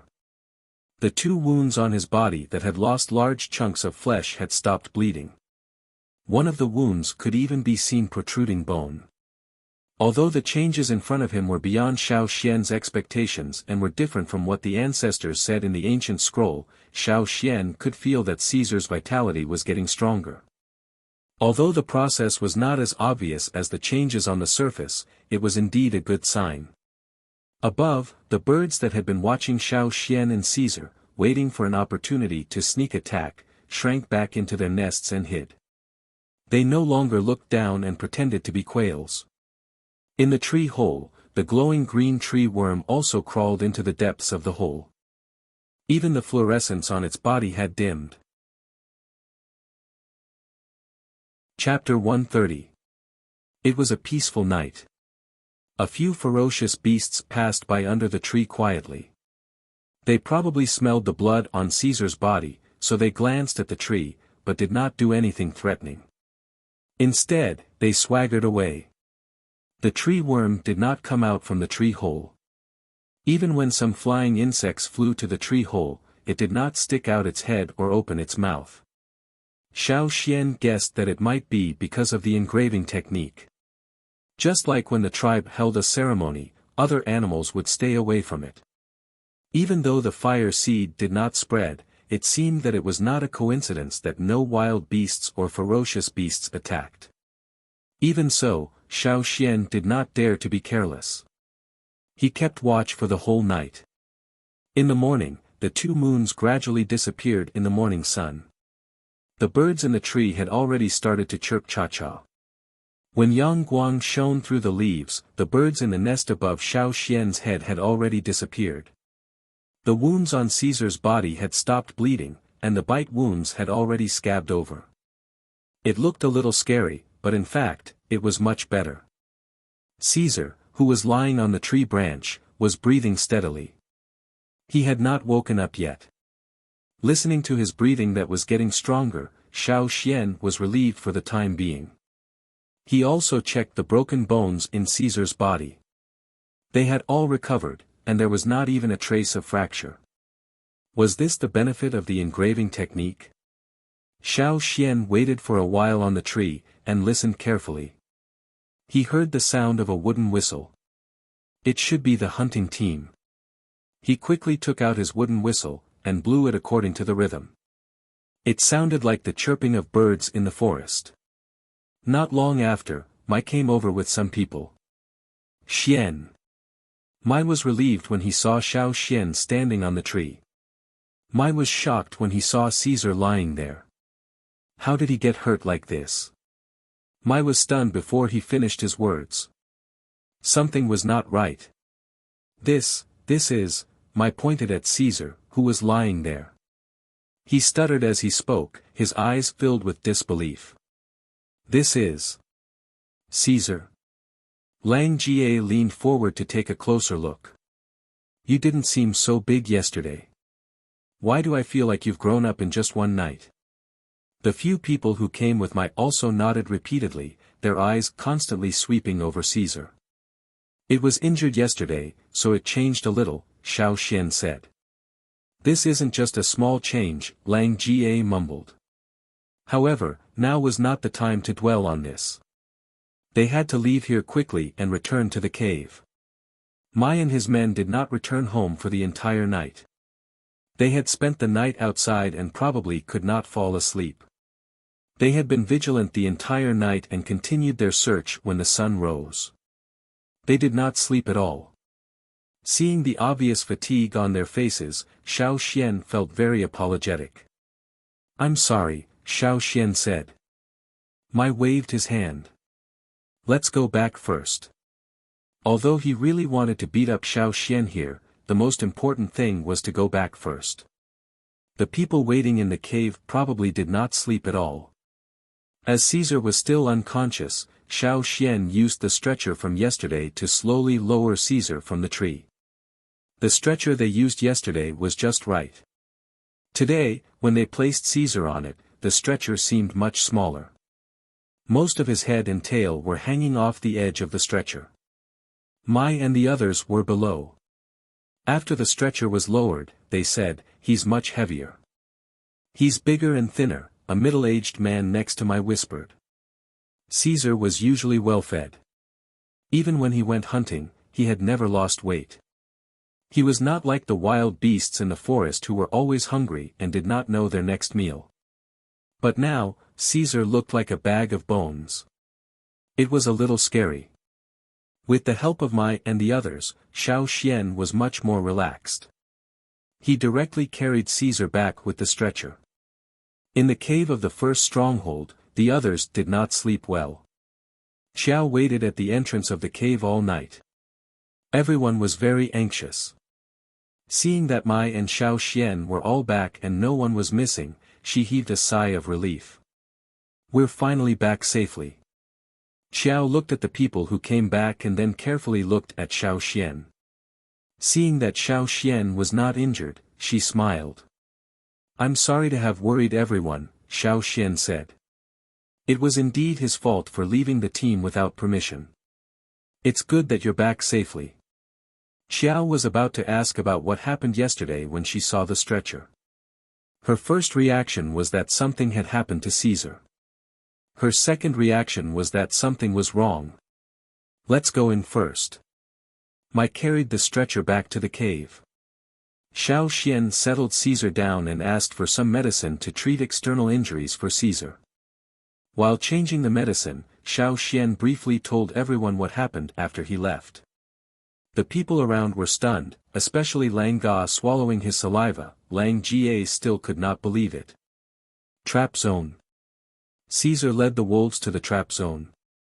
He did not feel pity for the traps that he had set, but he was shocked that Caesar could do such a thing. He even knew how to use traps to trick his opponents. Not only that, there was also the asphalt pit. Ong, who was standing next to Lang Jie, could not help but scratch his arm. He always felt that the hair on his arm was trembling, and he was very nervous. Ever since they started hunting, they always thought that only people could use traps to trick wild beasts and ferocious beasts. Who knew that wild beasts could also use traps and natural environmental factors to trick their opponents? If this was in the past, they would never have imagined it. Then Caesar's appearance is, he mutated, Xiao Xian said. To some extent, Caesar's change was indeed a mutation. Mutation? Lang Jie did not quite understand this word. In other words, Caesar may change from a wild beast to something closer to a ferocious beast, or even directly become a ferocious beast, Xiao Xian explained simply and straightforwardly. Everyone's jaws almost hit the ground. A wild beast in the team was enough to make them discuss for a long time. Now, Xiao Xian told them that this wild beast had become a ferocious beast. That was a ferocious beast. This was a huge leap in level. Were they going to hunt with ferocious beasts in the future? Listening to this, they were so nervous, but also excited. It's hard to say now. Let's wait until Caesar wakes up and see, Xiao Xian said. Well, I guess everyone didn't rest well yesterday. Let's rest today and go hunting tomorrow, Mai said. Xiao Xian lay down next to Caesar, leaning against the cave wall. When no one was paying attention, he took out the fire crystal that the shaman had given him from the animal skin bag. Last night, in order to use the secret engraving technique, he had consumed a lot of totem power. During the engraving, he had to maintain a high level of concentration, and after the engraving, he had to continue to be vigilant. At that time, he was too tired, so Xiao Xian grabbed the fire crystal and used it to replenish his energy. The originally fiery red fire crystal's color was a little lighter and not obvious, but Xiao Xian could see it. Just this slight change was enough for at least 3 people to absorb the energy emitted by the fire crystal. He did not expect that he had consumed so much energy unknowingly. The secret engraving technique consumed a lot of energy, so he had to be more careful in the future. When Xiao Xian and the others were resting in the cave, Mai did not go to sleep immediately, but led them to the trap area. There were indeed several wolf corpses in the trap area, but they had been eaten by other beasts and scavengers. Most of the corpses were just bloody skeletons. After such a long time, the smell of blood had already attracted some surrounding animals. Naturally, there were no intact corpses left. It's true. Xiao opened his eyes wide, and carefully checked several traps that had been set. Xian didn't lie. Well, Caesar really understood. Not only Qiao Mai and his wife, but also the others who came with them, all thought of the cubs left in the tribe. If they became like Caesar in the future, Mai, that will be a great help. Qiao said. A help that may change the entire hunting team. Everyone was still a little worried. If those cubs grew up in the future, would they be harmful to the tribe? But, on second thought, since the shaman had agreed, it was naturally a good thing. Everyone's thoughts were simple. Even if they had other ideas, if the shaman said it was okay, then it was absolutely right. Well, they just had to believe in the shaman. After thinking it through, Mai and the others felt much more relaxed. The others even urged Mai to catch 2 cubs for Yang Guang and his sister, so that they could ask Xiao Xian to help train them. Mai did not say yes, but also did not say no. At night, everyone gathered around the fire and discussed the cubs in the tribe in the future. Suddenly, Caesar, who was lying next to Xiao Xian, moved. Lang Jie, who was closest to Xiao Xian, also felt it, and immediately went over. "Hey, Caesar is waking up." Lang Jie was about to take a closer look, but when he lowered his head, he saw Caesar's wolf eyes open, and he paused. Lang Jie felt as if he had fallen into an ice cave, and a chill rushed from his back to his head. The muscles all over his body tightened, and the smile on his face froze instantly. The veins on his arms stood out, and he forced himself not to pull out his stone knife and cut Caesar. Those eyes were filled with killing intent, cruelty, and coldness. Lang Jie saw such eyes every day in the forest. "What's wrong?" The others gathered around. Lang Jie opened his mouth, and was about to tell the others to stay away. But soon, he found that the emotions in those eyes had changed. They became much softer, and when he looked again, he found that they were still the wolf eyes he was familiar with. It was Caesar. Not the ferocious beasts in the forest. Seeing Xiao Xian coming over to check Caesar's wounds, Lang Jie moved his cold hands, and smiled, "It's nothing, as long as Caesar is awake." After waking up, Caesar slowly stood up, and moved around in the cave. "Why do I feel that every time Caesar comes close to me, I'm very nervous?" Tu said to the people next to him. Me. Tu. Ba also said. There was still meat in the cave, so Xiao Xian cut some for Caesar. After waking up, Caesar's appetite became much bigger. He ate half a deer, but he was still not full. But there was not much food left in the cave, so he did not continue eating. The next day, the hunting team set out to continue hunting. The skinny Caesar set out with the hunting team. "Shouldn't we let him rest for a few more days?" Mai asked Xiao Xian. "No need, he's fine." Mai saw that Caesar wasn't forcing himself to walk. Instead, he seemed to be looking forward to it, as if he couldn't wait to run a lap in the forest, so he didn't object to it. The wolves were not around the giant antler deer herd, so the hunting team planned to hunt a few more deer. They drove the deer herd away, and aimed at the deer that was separated from the herd. That one. Lang Jie was about to ask Caesar to drive the deer towards them, when a dark gray shadow flashed by, and rushed towards the giant antler deer that was separated from the herd. Bang! The giant antler deer and the dark gray shadow fell down together. When they looked again, they found that the giant antler deer had fallen to the ground, and Caesar was biting its neck. Chapter 131. The day before yesterday, Caesar had been flung away by an old deer, but today, he could directly pounce on a young deer and make it fall to the ground. Just now, Caesar's speed and strength had far exceeded that of 2 days ago. Crack! With a crisp sound, the deer stopped moving. Caesar let go of the deer's neck and gasped for breath. Deer blood dripped from the wolf's teeth, and the blood on the ground grew bigger and bigger. Because of the hunting just now, Caesar's eyes were still full of murderous intent, but it could be seen that Caesar was very excited now. Looking at Caesar like this, Lang Jie and others did not dare to make a sound, let alone instruct him to drive away the separated deer. Although he had woken up and could walk and run, Caesar was still a little weak. After gasping for breath for a while, Caesar opened his mouth again and bit the deer's neck. Then, he dragged the deer in the direction of Xiao Xian.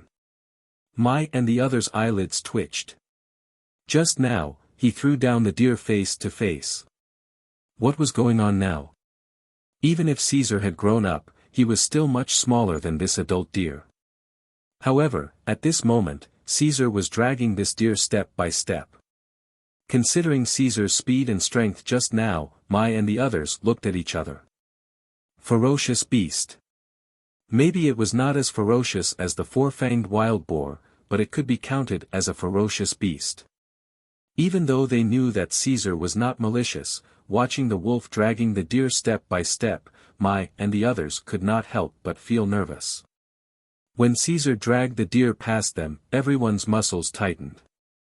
They could also smell the smell of deer blood coming out of Caesar's breath. The momentum of blood. This was a ferocious beast. Against wild beasts, they might be able to win easily, but against ferocious beasts, they never dared to underestimate them. Every time they faced a ferocious beast, they were extremely cautious. They had never thought that they would be so close to a ferocious beast. After placing the dead deer in front of Xiao Xian, Caesar began to assist the hunting team in hunting. It had just killed one deer, so it didn't plan to hunt anymore. It only helped to drive the others away. At first, everyone was very nervous, but once the hunt began, they quickly entered the zone. In the past, it was difficult for Caesar to drive away the stray deer. Sometimes, he could see the carelessness in the eyes of the deer. However, they had been attacked by wolves similar to Caesar many times before, so it was inevitable that they were afraid of wolves. Sometimes, when they saw Caesar turn and run, it was just a conditioned reflex.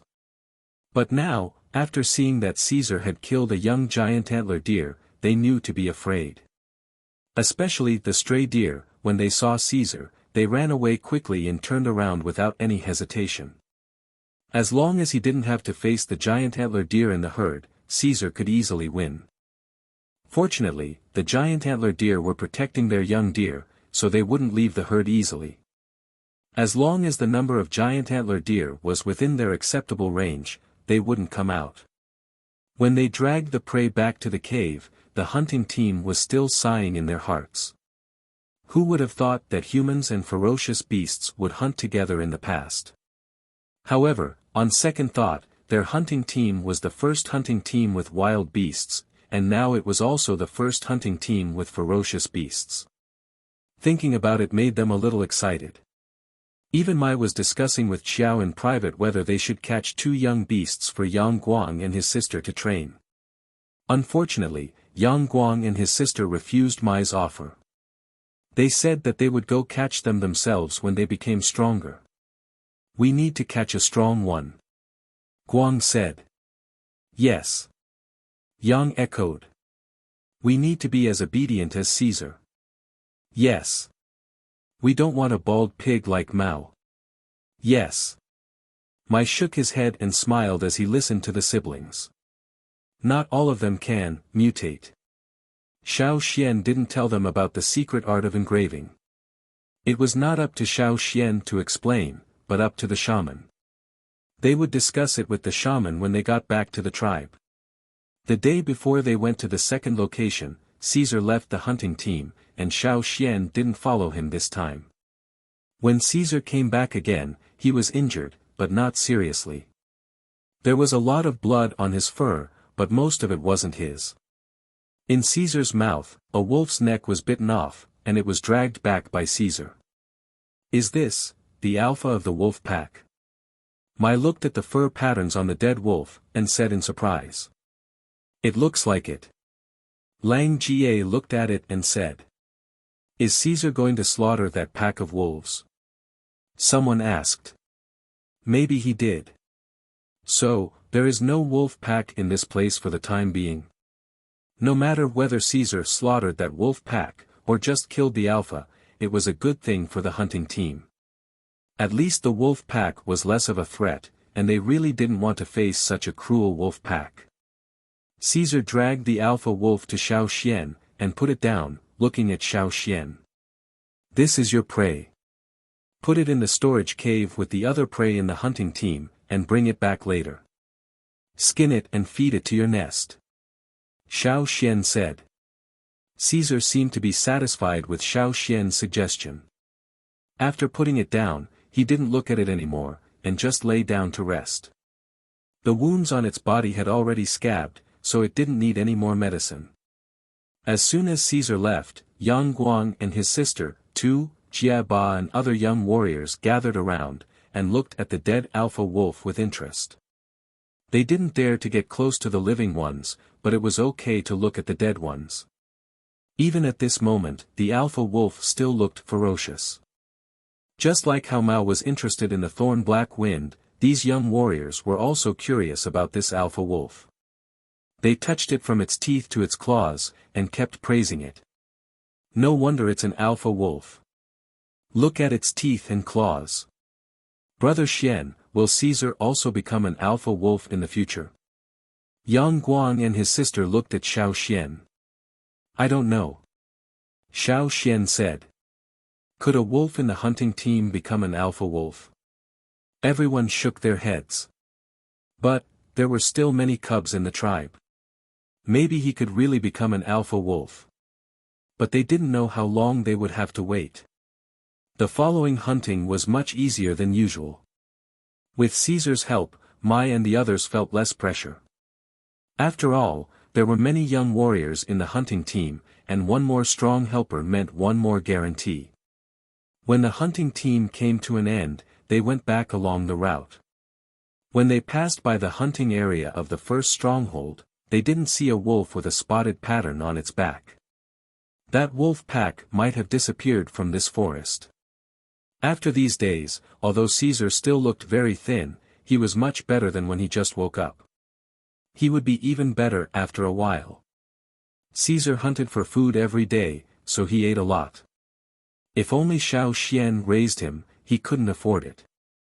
Fortunately, he hunted a lot of prey for himself, so he could bring them back with him. On the day when the hunting team returned to the tribe, Caesar once again aroused a heated discussion. But Xiao Xian didn't say too much until he was summoned by the shaman.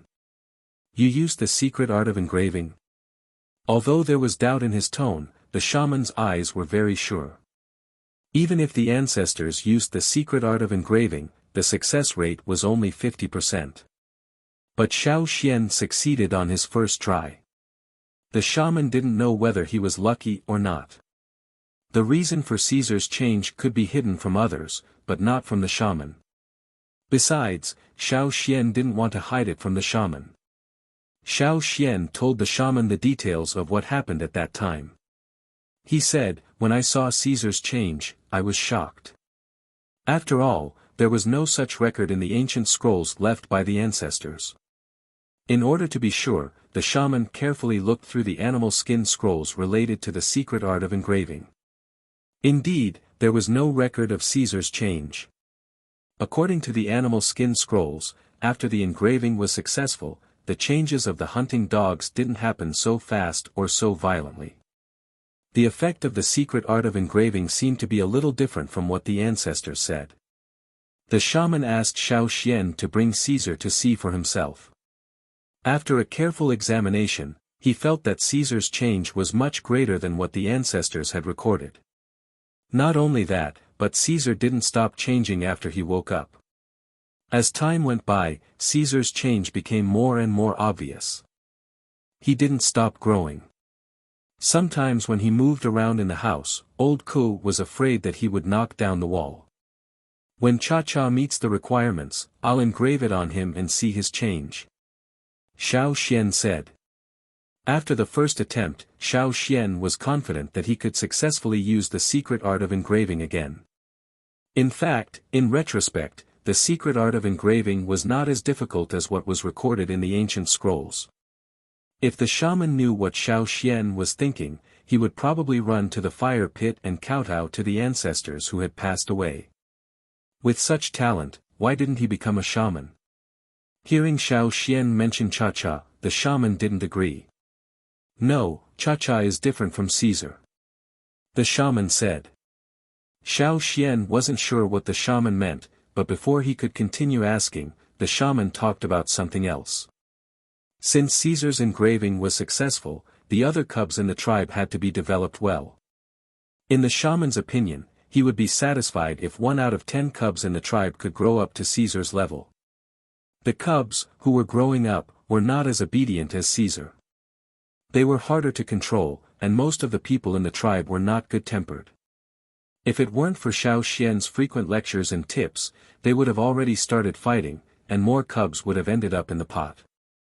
After leaving the shaman's place and going down the mountain, Xiao Xian saw several cubs following behind Caesar. Compared to when they had just arrived, the cubs had grown up a lot. By this time next year, they would be a small wolf pack. When the several young men saw Xiao Xian, they hurried to ask for advice from Xiao Xian. Some of them didn't take it seriously before, but when they saw the changed Caesar, they changed their attitude. After Xiao Xian left, the shaman came to the place where the ancient scrolls were kept. He opened a huge stone box, in which many ancient scrolls were neatly placed. The shaman took out several original ancient scrolls, all of which were related to the secret art of engraving. It seemed that the matter of publicizing the hunting dogs and the secret art of engraving could be put on the agenda. The shaman thought to himself. After taking out several animal skin scrolls, the shaman looked at the ancient scrolls in the big stone box, sighed deeply, and closed the stone lid. He believed that the dusty history would gradually reveal itself in front of everyone. Chapter 132. When Xiao Xian wasn't out hunting, he would go up the mountain every few days to hand in the animal skin rolls that the shaman asked him to draw. This time, Xiao Xian didn't draw the Wu roll, but an ordinary animal skin roll. The shaman wanted to let everyone know that their ancestors used hunting dogs to stimulate their enthusiasm for raising and training young beasts. However, there were some things that couldn't be disclosed, so he could only choose to disclose some. When the content was selected, the Xiao Xian, who was better at drawing than most people, would draw it. The annotations would also be selected from some parts of the original version, and not all of it would be written. Compared to the Wu roll, which required the use of the power of inheritance, the ordinary picture rolls were much easier to draw. In less than 10 days, Xiao Xian finished all 100 picture rolls with annotations. On this day, Xiao Xian took the last 10 animal skin rolls up the mountain and handed them to the shaman. The people in the tribe were already used to Xiao Xian's frequent visits to the shaman's place. Even the guards at the gate didn't stop him. The shaman said that if Xiao Xian came, he could go in directly. These are the last 10. Xiao Xian put the 10 animal skin rolls on the stone table in front of the shaman, and let him check them to make sure that there was nothing out of the plan. The shaman quickly opened them and glanced at them, then put them aside. He didn't ask Xiao Xian to leave immediately like the previous times. When Xiao Xian saw the shaman like this, he knew that the old man still had something to say, and it wouldn't be just a few words. He sat up straight and waited for the shaman to continue. Seeing Xiao Xian's reaction, the shaman smiled first, and then his smile faded. He said, "Do you know what I, the chief, and the elders of the tribe are discussing?" Xiao Xian shook his head. He knew that during this period of time, the chief, the 2 team leaders, and several senior warriors with more authority in the tribe often came to the shaman's place together.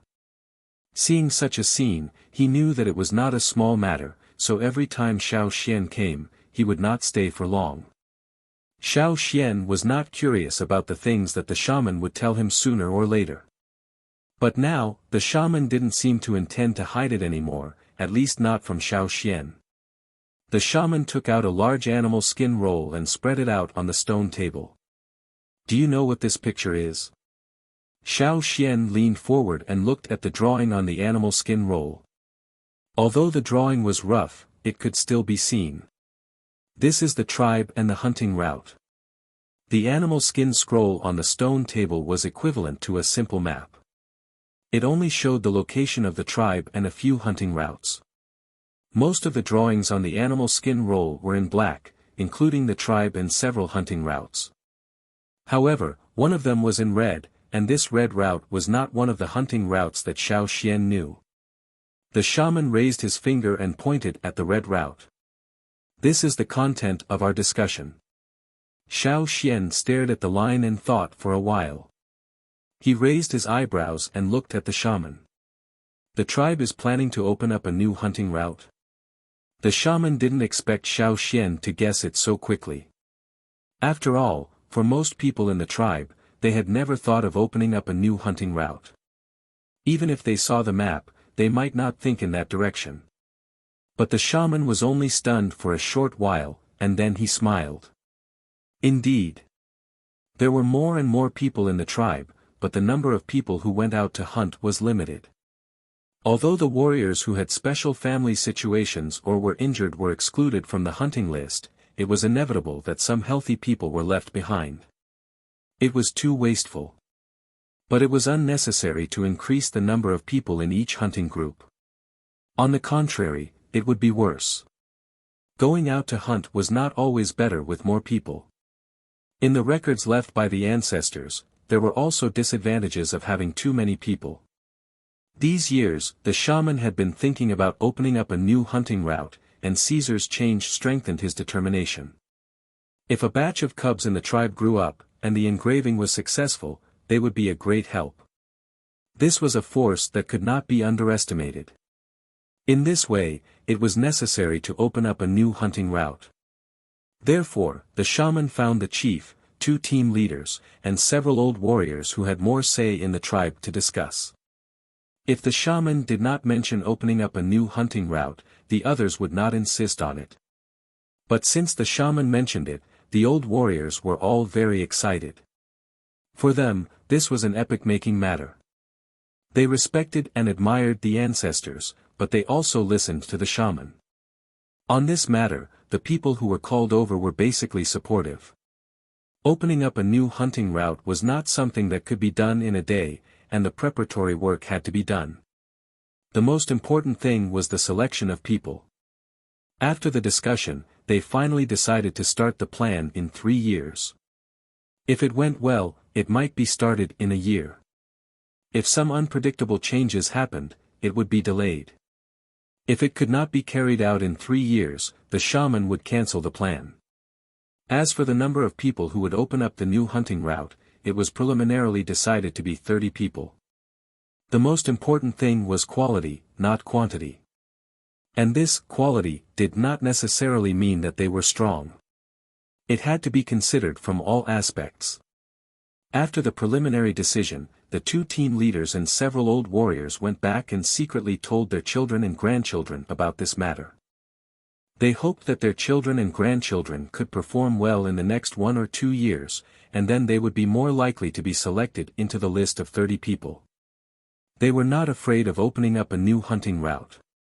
Almost everyone who heard the news was very excited, especially those young warriors.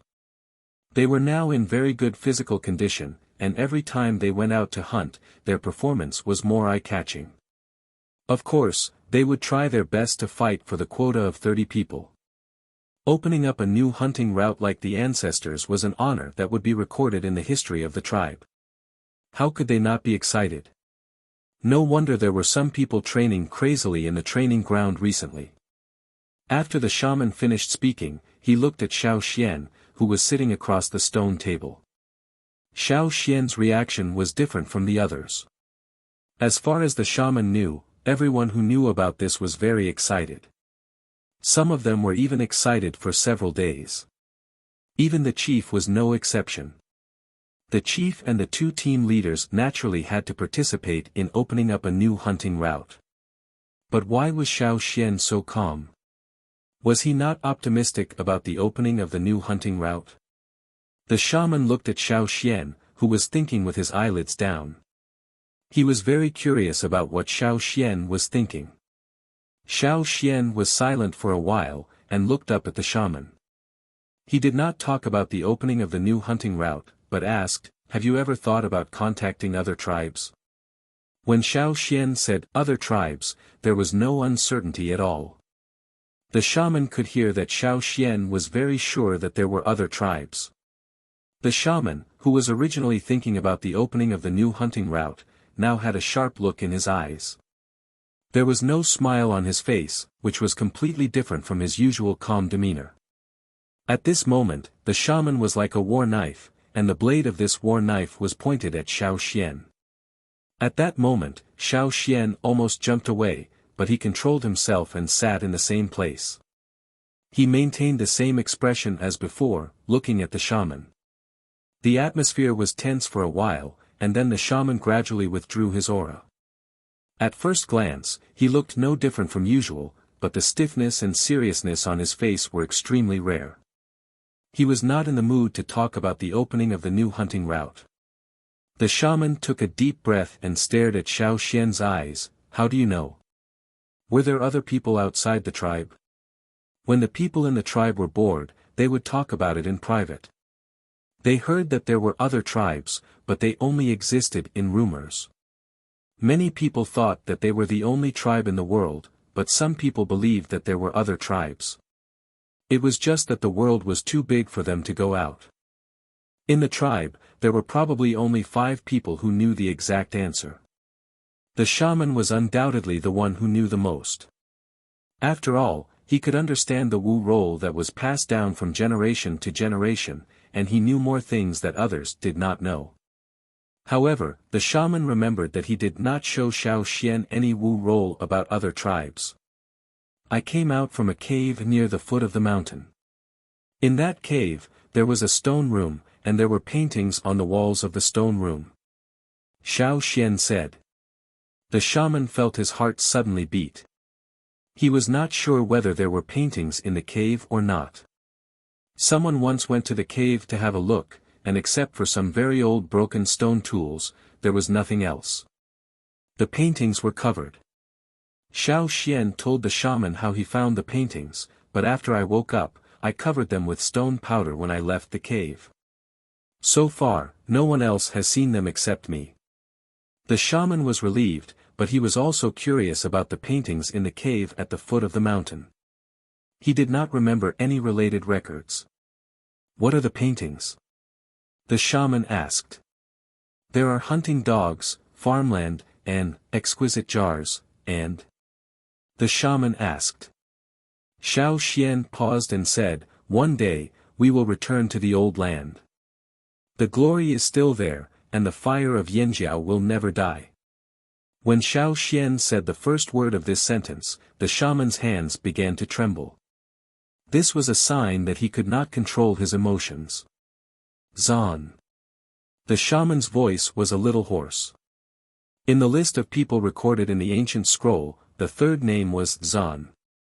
And what Xiao Xian said just now was also recorded in the ancient scroll. No longer excited about opening a new route, the shaman's face was bitter. If we can go out, why bother opening a new route? Xiao Xian looked at the shaman. The shaman's eyes were red, and he almost burst into tears. It seemed that his emotions would not calm down for a while. After thinking about it, Xiao Xian still did not say what was recorded in his notebook. When Xiao Xian walked out of the stone house, the shaman was still in low spirits. Originally, Xiao Xian did not intend to tell the shaman about the murals in the cave so soon, but he did not expect to encounter the plan of opening a new route. After thinking about it, he told the shaman about the murals. It seemed that the shaman did not want to go out, and many ancestors had probably tried before, but still did not succeed. Alas, there was still a long way to go. While walking, Xiao Xian suddenly heard a "ao-ao" sound coming from above. When he looked up, Xiao Xian wanted to throw a spear over. At the moment, the cha-cha was holding a cub, and the cub was obviously trained by someone in the tribe. It was crying out in fear. Cha-cha, get down here. Chapter 133. Many people who raised cubs had little patience during training. Every day when they went to bed, they would think, why don't we cook them tomorrow? But seeing the changes in Caesar, some people had expectations and decided to continue raising them. Xiao Xian said that cubs needed frequent training, so they took time out every day to train them. If it was inconvenient in the tribe, they would take them to the training ground. In the mountains and forests, many young beasts learned how to hunt by playing around, such as searching, chasing, pouncing on food, biting, and other skills. After training, some cubs would show their talents and surpass their peers in some aspects, while others were more ordinary. However, in the tribe, there were still cubs left, and they were very talented. When these people took their cubs to the mountains around the training ground to train, Cha-Cha liked to make trouble for them. Ray was originally training his own cub, teaching it how to listen to instructions and lurk. As he was talking, he heard a soft sound beside him. It was the sound of an object flying quickly. He looked to the side and found that the cub was gone. Looking up, Ray found that Xiao Xian's eagle was holding his cub and flying in a circle above his head. No matter how he shouted and threatened, it did not let go of the cub. Instead, it flew higher and higher, and then flapped its wings and flew away. Cha-Cha flew back to the tribe with the cub, just in time to meet Xiao Xian, who was going down the mountain. Cha-Cha did not take other people's words to heart, but it still listened to Xiao Xian. It did not directly throw the cub. If it did, Xiao Xian would not catch it, and the cub would die. After landing, Cha-Cha threw the cub to Xiao Xian. Xiao Xian caught it, looked at it, and recognized that it was Ray's cub.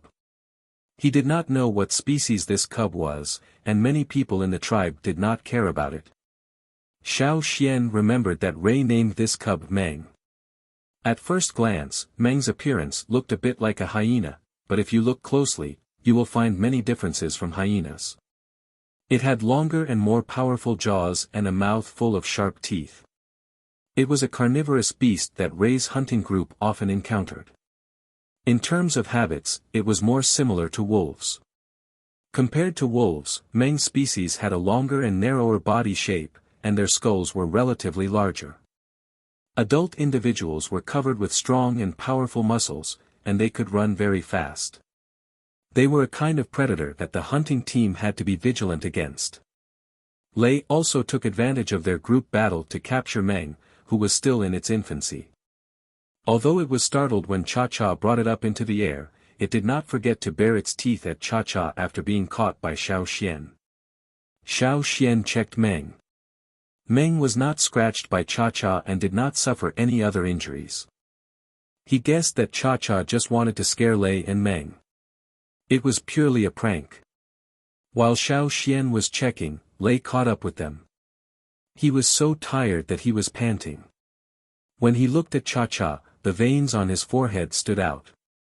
Cha-Cha could fly directly, and it was more convenient in the air. However, Lei had to run down the mountain, and there were many twists and turns on the way. It took him a long time to catch up. As soon as it saw Lei, Meng, who had been put on the ground by Xiao Xian, immediately ran to Cha-Cha, who was behind Xiao Xian, and stood beside Lei's legs. Good training, Xiao Xian said. From Meng's behavior, it could be seen that it had a strong dependence on Lei. This was a good sign. It was easier for it to follow orders, and it was easier for it to survive the first hunt. Although it was different from Xiao Xian's hunting team, and they were on opposite sides under certain circumstances, Lei's attitude towards Xiao Xian was much better because of Xiao Xian's training. As for the one-year promise mentioned last winter, now it seemed like a joke. Everyone knew that Xiao Xian had found a very precious fire crystal in the first hunt after the ritual ceremony. Many people in the hunting team had been carried out of the danger zone by him. That was also one of the achievements of the hunt. If they were to compare achievements, no one could compare with him at all. Therefore, last winter's one-year promise, when winter came this year, everyone would still present their results for the year according to the agreement. However, Xiao Xian's results were not included. Lei had no choice but to accept this result. After checking that Meng was not injured, Lei looked at Cha-Cha, who was behind Xiao Xian, and said, "Xian, you should take care of it. It has been causing trouble recently." "Yes, but you also need to train Meng to pay attention to the birds in the sky," Xiao Xian said. Lei nodded, and planned to leave with Meng. But he stopped after 2 steps, and turned to ask Xiao Xian, do you know what the chief and the team leaders discussed at the shaman's place these days? You know. Xiao Xian looked at Lei. Since there were elders in Lei's family who participated in the discussion of the new route, they should have been told about it. Of course I know, and I can tell you. But you have to exchange it with something else. Lei said. What do you want to know? Xiao Xian asked. I want to know the specific reason why Caesar became like this. Lei's eyes were shining with expectation. Between wild beasts and ferocious beasts, he naturally preferred the ferocious beast. If Meng could also become a ferocious beast in the future, you don't need to tell me about the discussion between the team leaders. As for what you want to know, you will know in a few days. After that, Xiao Xian made a gesture, and Cha-Cha immediately flew up and went down the mountain with Xiao Xian. Looking at a man and an eagle leaving, Lei frowned. Could it be that Xian already knew about the new route? Didn't they say that only a few people knew about it? And they were all blood relatives. But why did the shaman tell him? As for the reason he wanted to know about Caesar's change, what did, you will know in a few days, mean? 3 days later, the shaman asked people to distribute 100 animal skin rolls, which recorded the secret engraving technique and the hunting dogs of the ancestors, to all the tribes on the mountain. Although it was not enough to give one to each family, it was enough to give one to several families. 100 animal skin rolls set off a big wave in the originally calm tribe. The matter of training cubs to hunt actually existed from the beginning of the ancestors. The ancestors were really powerful and domineering. There was also a magical engraving technique. Was it related to Caesar's change into a ferocious beast? The shaman was really omnipotent. The shaman did not say how Caesar changed, nor did he say who made the engraving technique for Caesar. But, according to the record on the animal skin roll, only the shaman could use the engraving technique. Naturally, everyone thought that the shaman had already made the engraving technique for Caesar, and that was why there was such a change. When the shaman distributed these animal skin rolls, he also said that if there was a suitable beast in the tribe that was comparable to the hunting dogs, he would make the engraving technique for that beast. The shaman drew a big pie for everyone. How to eat it, and how to eat more, depended on each person. So, the people who had lost their patience became enthusiastic again. Even when they went out to hunt, they caught a few small beasts, knocked them out, tied them up, and brought them back to the tribe to train the hunting skills of the cubs. Some people did not intend to raise cubs, but after seeing the animal skin rolls distributed by the shaman, they also had the idea. For a time, the number of cubs in the tribe, which had decreased sharply, gradually increased. But, most of them were still in the pot. 1 year later. The first batch of cubs that were caught back to the tribe seemed to be more mature. Maybe they were not adults in their species, but most of the wild beasts in the forest could participate in hunting at this age, either by themselves or with their blood relatives. At this time, some people in the hunting team began to have ideas. They asked the team leaders for instructions, hoping to bring the beasts they had trained. In their opinion, the beasts they had trained were already very powerful. When they were in the tribe, they could often catch some stone rats. They were also very obedient to orders, fierce enough, and strong enough to attack. The more they thought about it, the more they felt that the beasts they had trained were much better than Caesar's. Not only 1 or 2 people had this idea, but several people had the same idea. They had been raising the cubs for almost 2 years. They had spent a lot of time and effort on these cubs. Now that they were so strong, it was time for them to go hunting. The shaman looked at the team leaders' requests, but did not refute. He just reminded them again about some of the things that Xiao Xian had told them to pay attention to. Seeing that the shaman, the chief, and the team leaders all agreed, several warriors took the trained beasts, and swaggered across the path of glory. They set off to show off. However, when the hunting team came back again, there were no beasts around them. They did not see the beasts that had followed them before they set off. 5 of them went out, and only 1 came back. The only one that came back was Meng, raised by Lei. Even though Meng came back, he had many wounds on his body. However, when he remembered that Caesar had also come back with wounds, Lei was relieved. Anyway, as the only one that came back, Meng was already very good compared to the other 4 beasts. Seeing the result this time, some people were very worried, and began to doubt whether their cubs could come back safely in the future. Among the 4 beasts that did not come back, 2 of them could not control their fierceness when they were hunting prey. They did not listen to orders and attacked the hunting team. The result was predictable. They were killed on the spot by the warriors of the hunting team. As for the other 2 that did not come back, one of them failed to hunt, and was kicked in the head by the prey. It did not last long before it died. As for the last one, it ran away. No matter how they called it, it did not stop, and it did not look back. Seeing the result, some people who wanted to take their beasts out to hunt immediately decided to wait. Some of the things that Xiao Xian had told them to pay attention to, such as dependence and self-control of the beasts, had to be strengthened.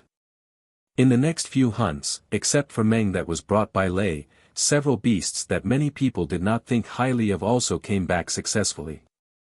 For example, Liao, the cave lion raised by Mo, Xia, the bald pig, raised by Mao, and the beasts raised by Yang Guang and his sister. Yang Guang and his sister also caught 2 beasts when they were hunting. The elder brother, Yang, brought back a cub that looked like a hyena, named An. And the one that Guang brought back was a big bird's egg, which was stolen from a bird's nest. She had always hoped to have a bird like Cha-Cha. However, when she hatched the egg according to the method that Xiao Xian had told her, she found that the bird could not fly. It belonged to a group of wingless birds, similar to forest raccoons.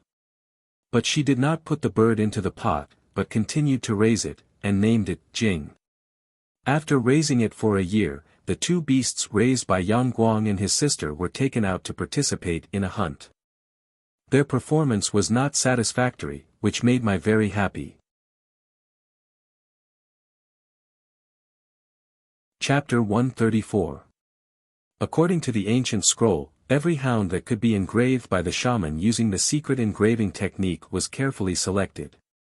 The number of hounds in the tribe that could barely meet the requirements could be counted with 2 hands. The shaman wanted to engrave these hounds as soon as possible. After all, the ancient scroll said that the effect of engraving in the early stage of the beast was better. The success rate and the chance of growing into ferocious beasts were higher. If he waited a few years or decades, even if the engraving was successful, the beast would not have much room to grow. However, according to the ancient teachings, he had to make sure that they really met the requirements. The shaman was a little hesitant about this. Therefore, the shaman gave Xiao Xian a task to record the training, life and hunting of the first batch of beasts. So far, the shaman had written down 9 names on the animal skin roll in his hand. Xiao Xian handed the results to the shaman and waited for his opinion. The shaman had the right to decide whether to engrave these beasts or not. The chosen ones would be the first batch of beasts in the tribe to be engraved by the shaman. Xiao Xian naturally would not do it without permission. Whether it was Caesar, who had been engraved by Xiao Xian, or the other beasts, as long as the shaman could engrave a batch of them, they would become the 9 beasts with special status in the tribe. From birds, to ferocious beasts, to turtles, these 9 beasts could be said to be related to the sea, land and air. However, how they would develop in the future and whether they would be the best or not was unknown. Only time could tell. Looking at the animal skin roll handed over by Xiao Xian, about half an hour later, the shaman sighed and said, "These beasts look good, but I am still worried." "What do you mean?" The shaman looked at Xiao Xian and said slowly, "When they are separated, their performance is not bad. But, what will happen when they are together?" The shaman did not expect these beasts to be close and cooperate perfectly, but he at least wanted to make sure that they would not fight when they were together. When hunting, many beasts would fight with each other. If there was a big conflict, after the engraving, the situation would be more obvious. In that case, it would not be safe. Xiao Xian was silent for a while and said, "So, you want to see them together? Not bad." The shaman used his finger to point at the row of names on the animal skin roll. Out of the 9 names, 2 of them would not be involved. What he meant by together was 7 of them. As for the other 2, they didn't need to cooperate with others. One was the tortoise in the medicine house, and the other was a snow-white falcon that Gigu brought back from the green land. The reason why Gigu's team often had better harvests than Ta's advance group was because of this falcon. However, Gigu didn't tell them about it until now, and brought it back to the tribe. These 2 were special cases. Other than them, the remaining 7 had to cooperate. Looking at the 7 names, Xiao Xian could only sigh inwardly. How do I put them together? Even if the 7 of them formed a group, it was completely different from the wolf pack in Xiao Xian's imagination. From a modern point of view, they were just a mixed army. There were too many species, and none of them were the same. Even their tempers were different. Xiao Xian stayed at the shaman's place and discussed with him for a long time. Then he took a piece of animal skin roll that was similar to the imperial edict written by the shaman and left the stone house with a sigh. He went to inform the beasts on the imperial edict and the people who raised them. Gigu's hunting team came back yesterday, and Ta's team would set off tomorrow. Now everyone was in the tribe, so Xiao Xian had to inform them one by one. The first thing he went to was Mao. When he arrived at the door of the team leader's house, there was no one at the door, and he didn't hear anything inside. Xiao Xian shouted, "See ya!" Bang! A rather sturdy, bald pig broke out of the wall. Xiao Xian didn't know what to say. Looking at the big hole in the stone wall behind Siya, Xiao Xian decided to leave as soon as possible. Otherwise, Ta would be mad when he came back. Now, Siya's 4 teeth had grown out, and it looked much more majestic. However, it still had the title of Bald Pig. After Siya broke through the wall, Mao came out with a bitter face. He scolded Xiao Xian, "Why did you call it at this time? What happened to it?" Xiao Xian asked. "It was sleeping. Maybe it was dreaming. It's going to hunt tomorrow, so it's very excited." Mao rubbed his face hard. "If you have something to say, just say it. I have to fix the wall before my father comes back, or he will beat me again." Most of the houses on the mountain were made of stone. Siya's personality was not stable yet. It was like a young man, easily agitated. Once it was agitated, the house would be destroyed. Ta didn't allow it to live in the house, but as long as Ta was not there, Siya would force its way in. The door of Ta's house had been expanded several times. Xiao Xian didn't waste any time. He handed over the imperial edict of the shaman. "Read it yourself." Mao was thinking about how to fix the wall, but after reading the scroll, he forgot all about fixing the wall and getting beaten up. He rubbed his hands together and couldn't wait to set off. It was written that if the result was satisfactory, the shaman would choose the best one to perform the secret engraving skill. After 2 years of waiting, how could Mao not be excited when he finally saw the legendary, secret engraving skill? "When are we going?" Mao asked hurriedly. "We won't be able to make it tomorrow. Let's do it next time," Xiao Xian said. Mao was a little disappointed, but it wouldn't be long. He could take advantage of this hunting to practice more. Next time, he would be able to amaze the world. Siya must be the best one, the shaman mentioned. Ignoring the excited Mao, Xiao Xian continued to inform the others to go to Lei's house, which was also on the mountain. Lei's pet, Meng, was also on the shaman's list. After Mao and Lei, the third one to be informed was Imo Er, who now lived on the mountainside.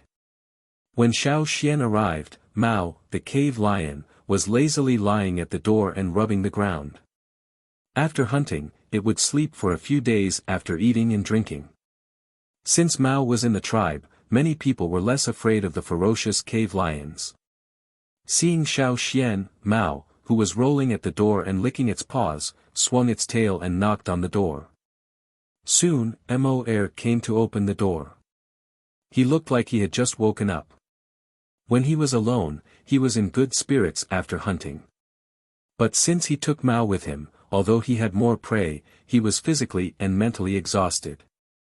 Mao's temper was not as good as Caesar's, so he had to keep an eye on it. "What's the matter?" Mo yawned and kicked the cave lion away. Looking at the cave lion which was rolling on the ground lazily because of Mo's kick, Xiao Xian was not surprised at all. He gave the imperial edict to Mo and told him what he had said to Mao. Looking at the words on the animal skin roll, Mo shivered and was no longer sleepy. He breathed quickly. "I know, I will train it well." After leaving Mo's place, Xiao Xian went to Qiaomai and his wife's house to inform Yang Guang and his sister about this matter. At the same time, the shaman chose to let the mixed army join the first hunting group, which was Mai's group. He had to tell Mai about this. When Xiao Xian was discussing with Qiaomai and his wife, An and Jing were playing in the expanded yard. The two of them did not match the elegant name and Jing at all. Yang Guang and his sister were cheering them on. An, attack from behind. Avoid its claws. Jing, pat it, peck it with your beak. Yes, yes, that's it. An was an animal that looked like a hyena but had hooves. Looking at its feet, one would think it was a vegetarian. But looking at the sharp teeth in its mouth, one would know that it was actually a carnivore. It looked like a sheep in wolf's skin, but the skin did not cover its feet.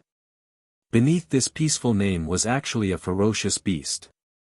As for Jing, Xiao Xian admired this kind of bird that used its head as a hoe. With that kind of head, when it ran and bumped into the prey, it would shake its head as if it had hit the prey with a brick. Sometimes it would kill the prey with a peck. It was totally different from Cha-Cha. After notifying them one by one, Xiao Xian went home to pack up the tools for tomorrow's departure. Since the end of last year, Xiao Xian had taken Cha-Cha out for hunting. And Cha-Cha did not disappoint. It performed well and did not make any trouble. At most, it caught a baby deer from the herd without permission. Later, when the giant horns in the herd saw the figure in the sky, they all became alert. The first time, Cha-Cha succeeded because of their carelessness. Later, when they became alert, it was difficult for Cha-Cha to succeed again. More than 20 days later, Ta took the hunting team out and returned. Then, Gigu's team also took turns to set out. But this time, Mo and Lei stayed in the tribe to train with Xiao Xian, Mao, and Yang Guang and his sister. As Xiao Xian thought, when these beasts gathered together, they could fight for a small stone rat for a long time, let alone cooperate. Fortunately, Caesar, as a ferocious beast, was here. As soon as he saw them fighting fiercely, he went to mediate. During this period, the people in the tribe often heard the roars of beasts coming from the training ground. At first, they were nervous, but soon, they got used to it. They could tell which beast was roaring. Although these beasts did not get along well at the beginning, it was still humans who played an important role in it. Because of human factors and Caesar's violent suppression, these beasts finally stopped fighting after 5 days. 10 days later, these beasts learned the preliminary cooperation. 15 days later, their cooperation was further improved. 20 days later, they could barely satisfy Xiao Xian. The shaman did not expect these beasts to cooperate well. After all, they might still hunt separately in the future. This time, it was just a way to test their temperament again. As long as they obeyed all the orders and returned safely, the shaman would definitely mark them immediately. So, on the day of departure, as long as the tribe was not on patrol, they all gathered on both sides of the path of glory to watch the team. In the team, the conspicuous beasts became the focus of everyone's discussion. Mai felt a lot of pressure. A few years ago, they would guard against the beasts when hunting, but now they were standing in their own team. Lang Jie touched his neck uncomfortably. Behind him was Guang's forest raccoons. He was afraid that the forest raccoons would peck him. His fragile neck could not withstand a peck from the forest raccoons. The shaman stood on the top of the mountain, looking at the hunting team going down. He bowed to the fire pit, praying for the ancestors' blessing and that each beast could come back safely.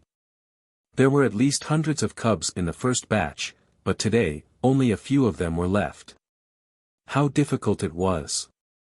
Although the shaman felt that these beasts were certainly not as good as the hunting dogs of the ancestors, they should not be too bad, right? You're tuning into the Han Li's Wuxia Chronicles YouTube channel.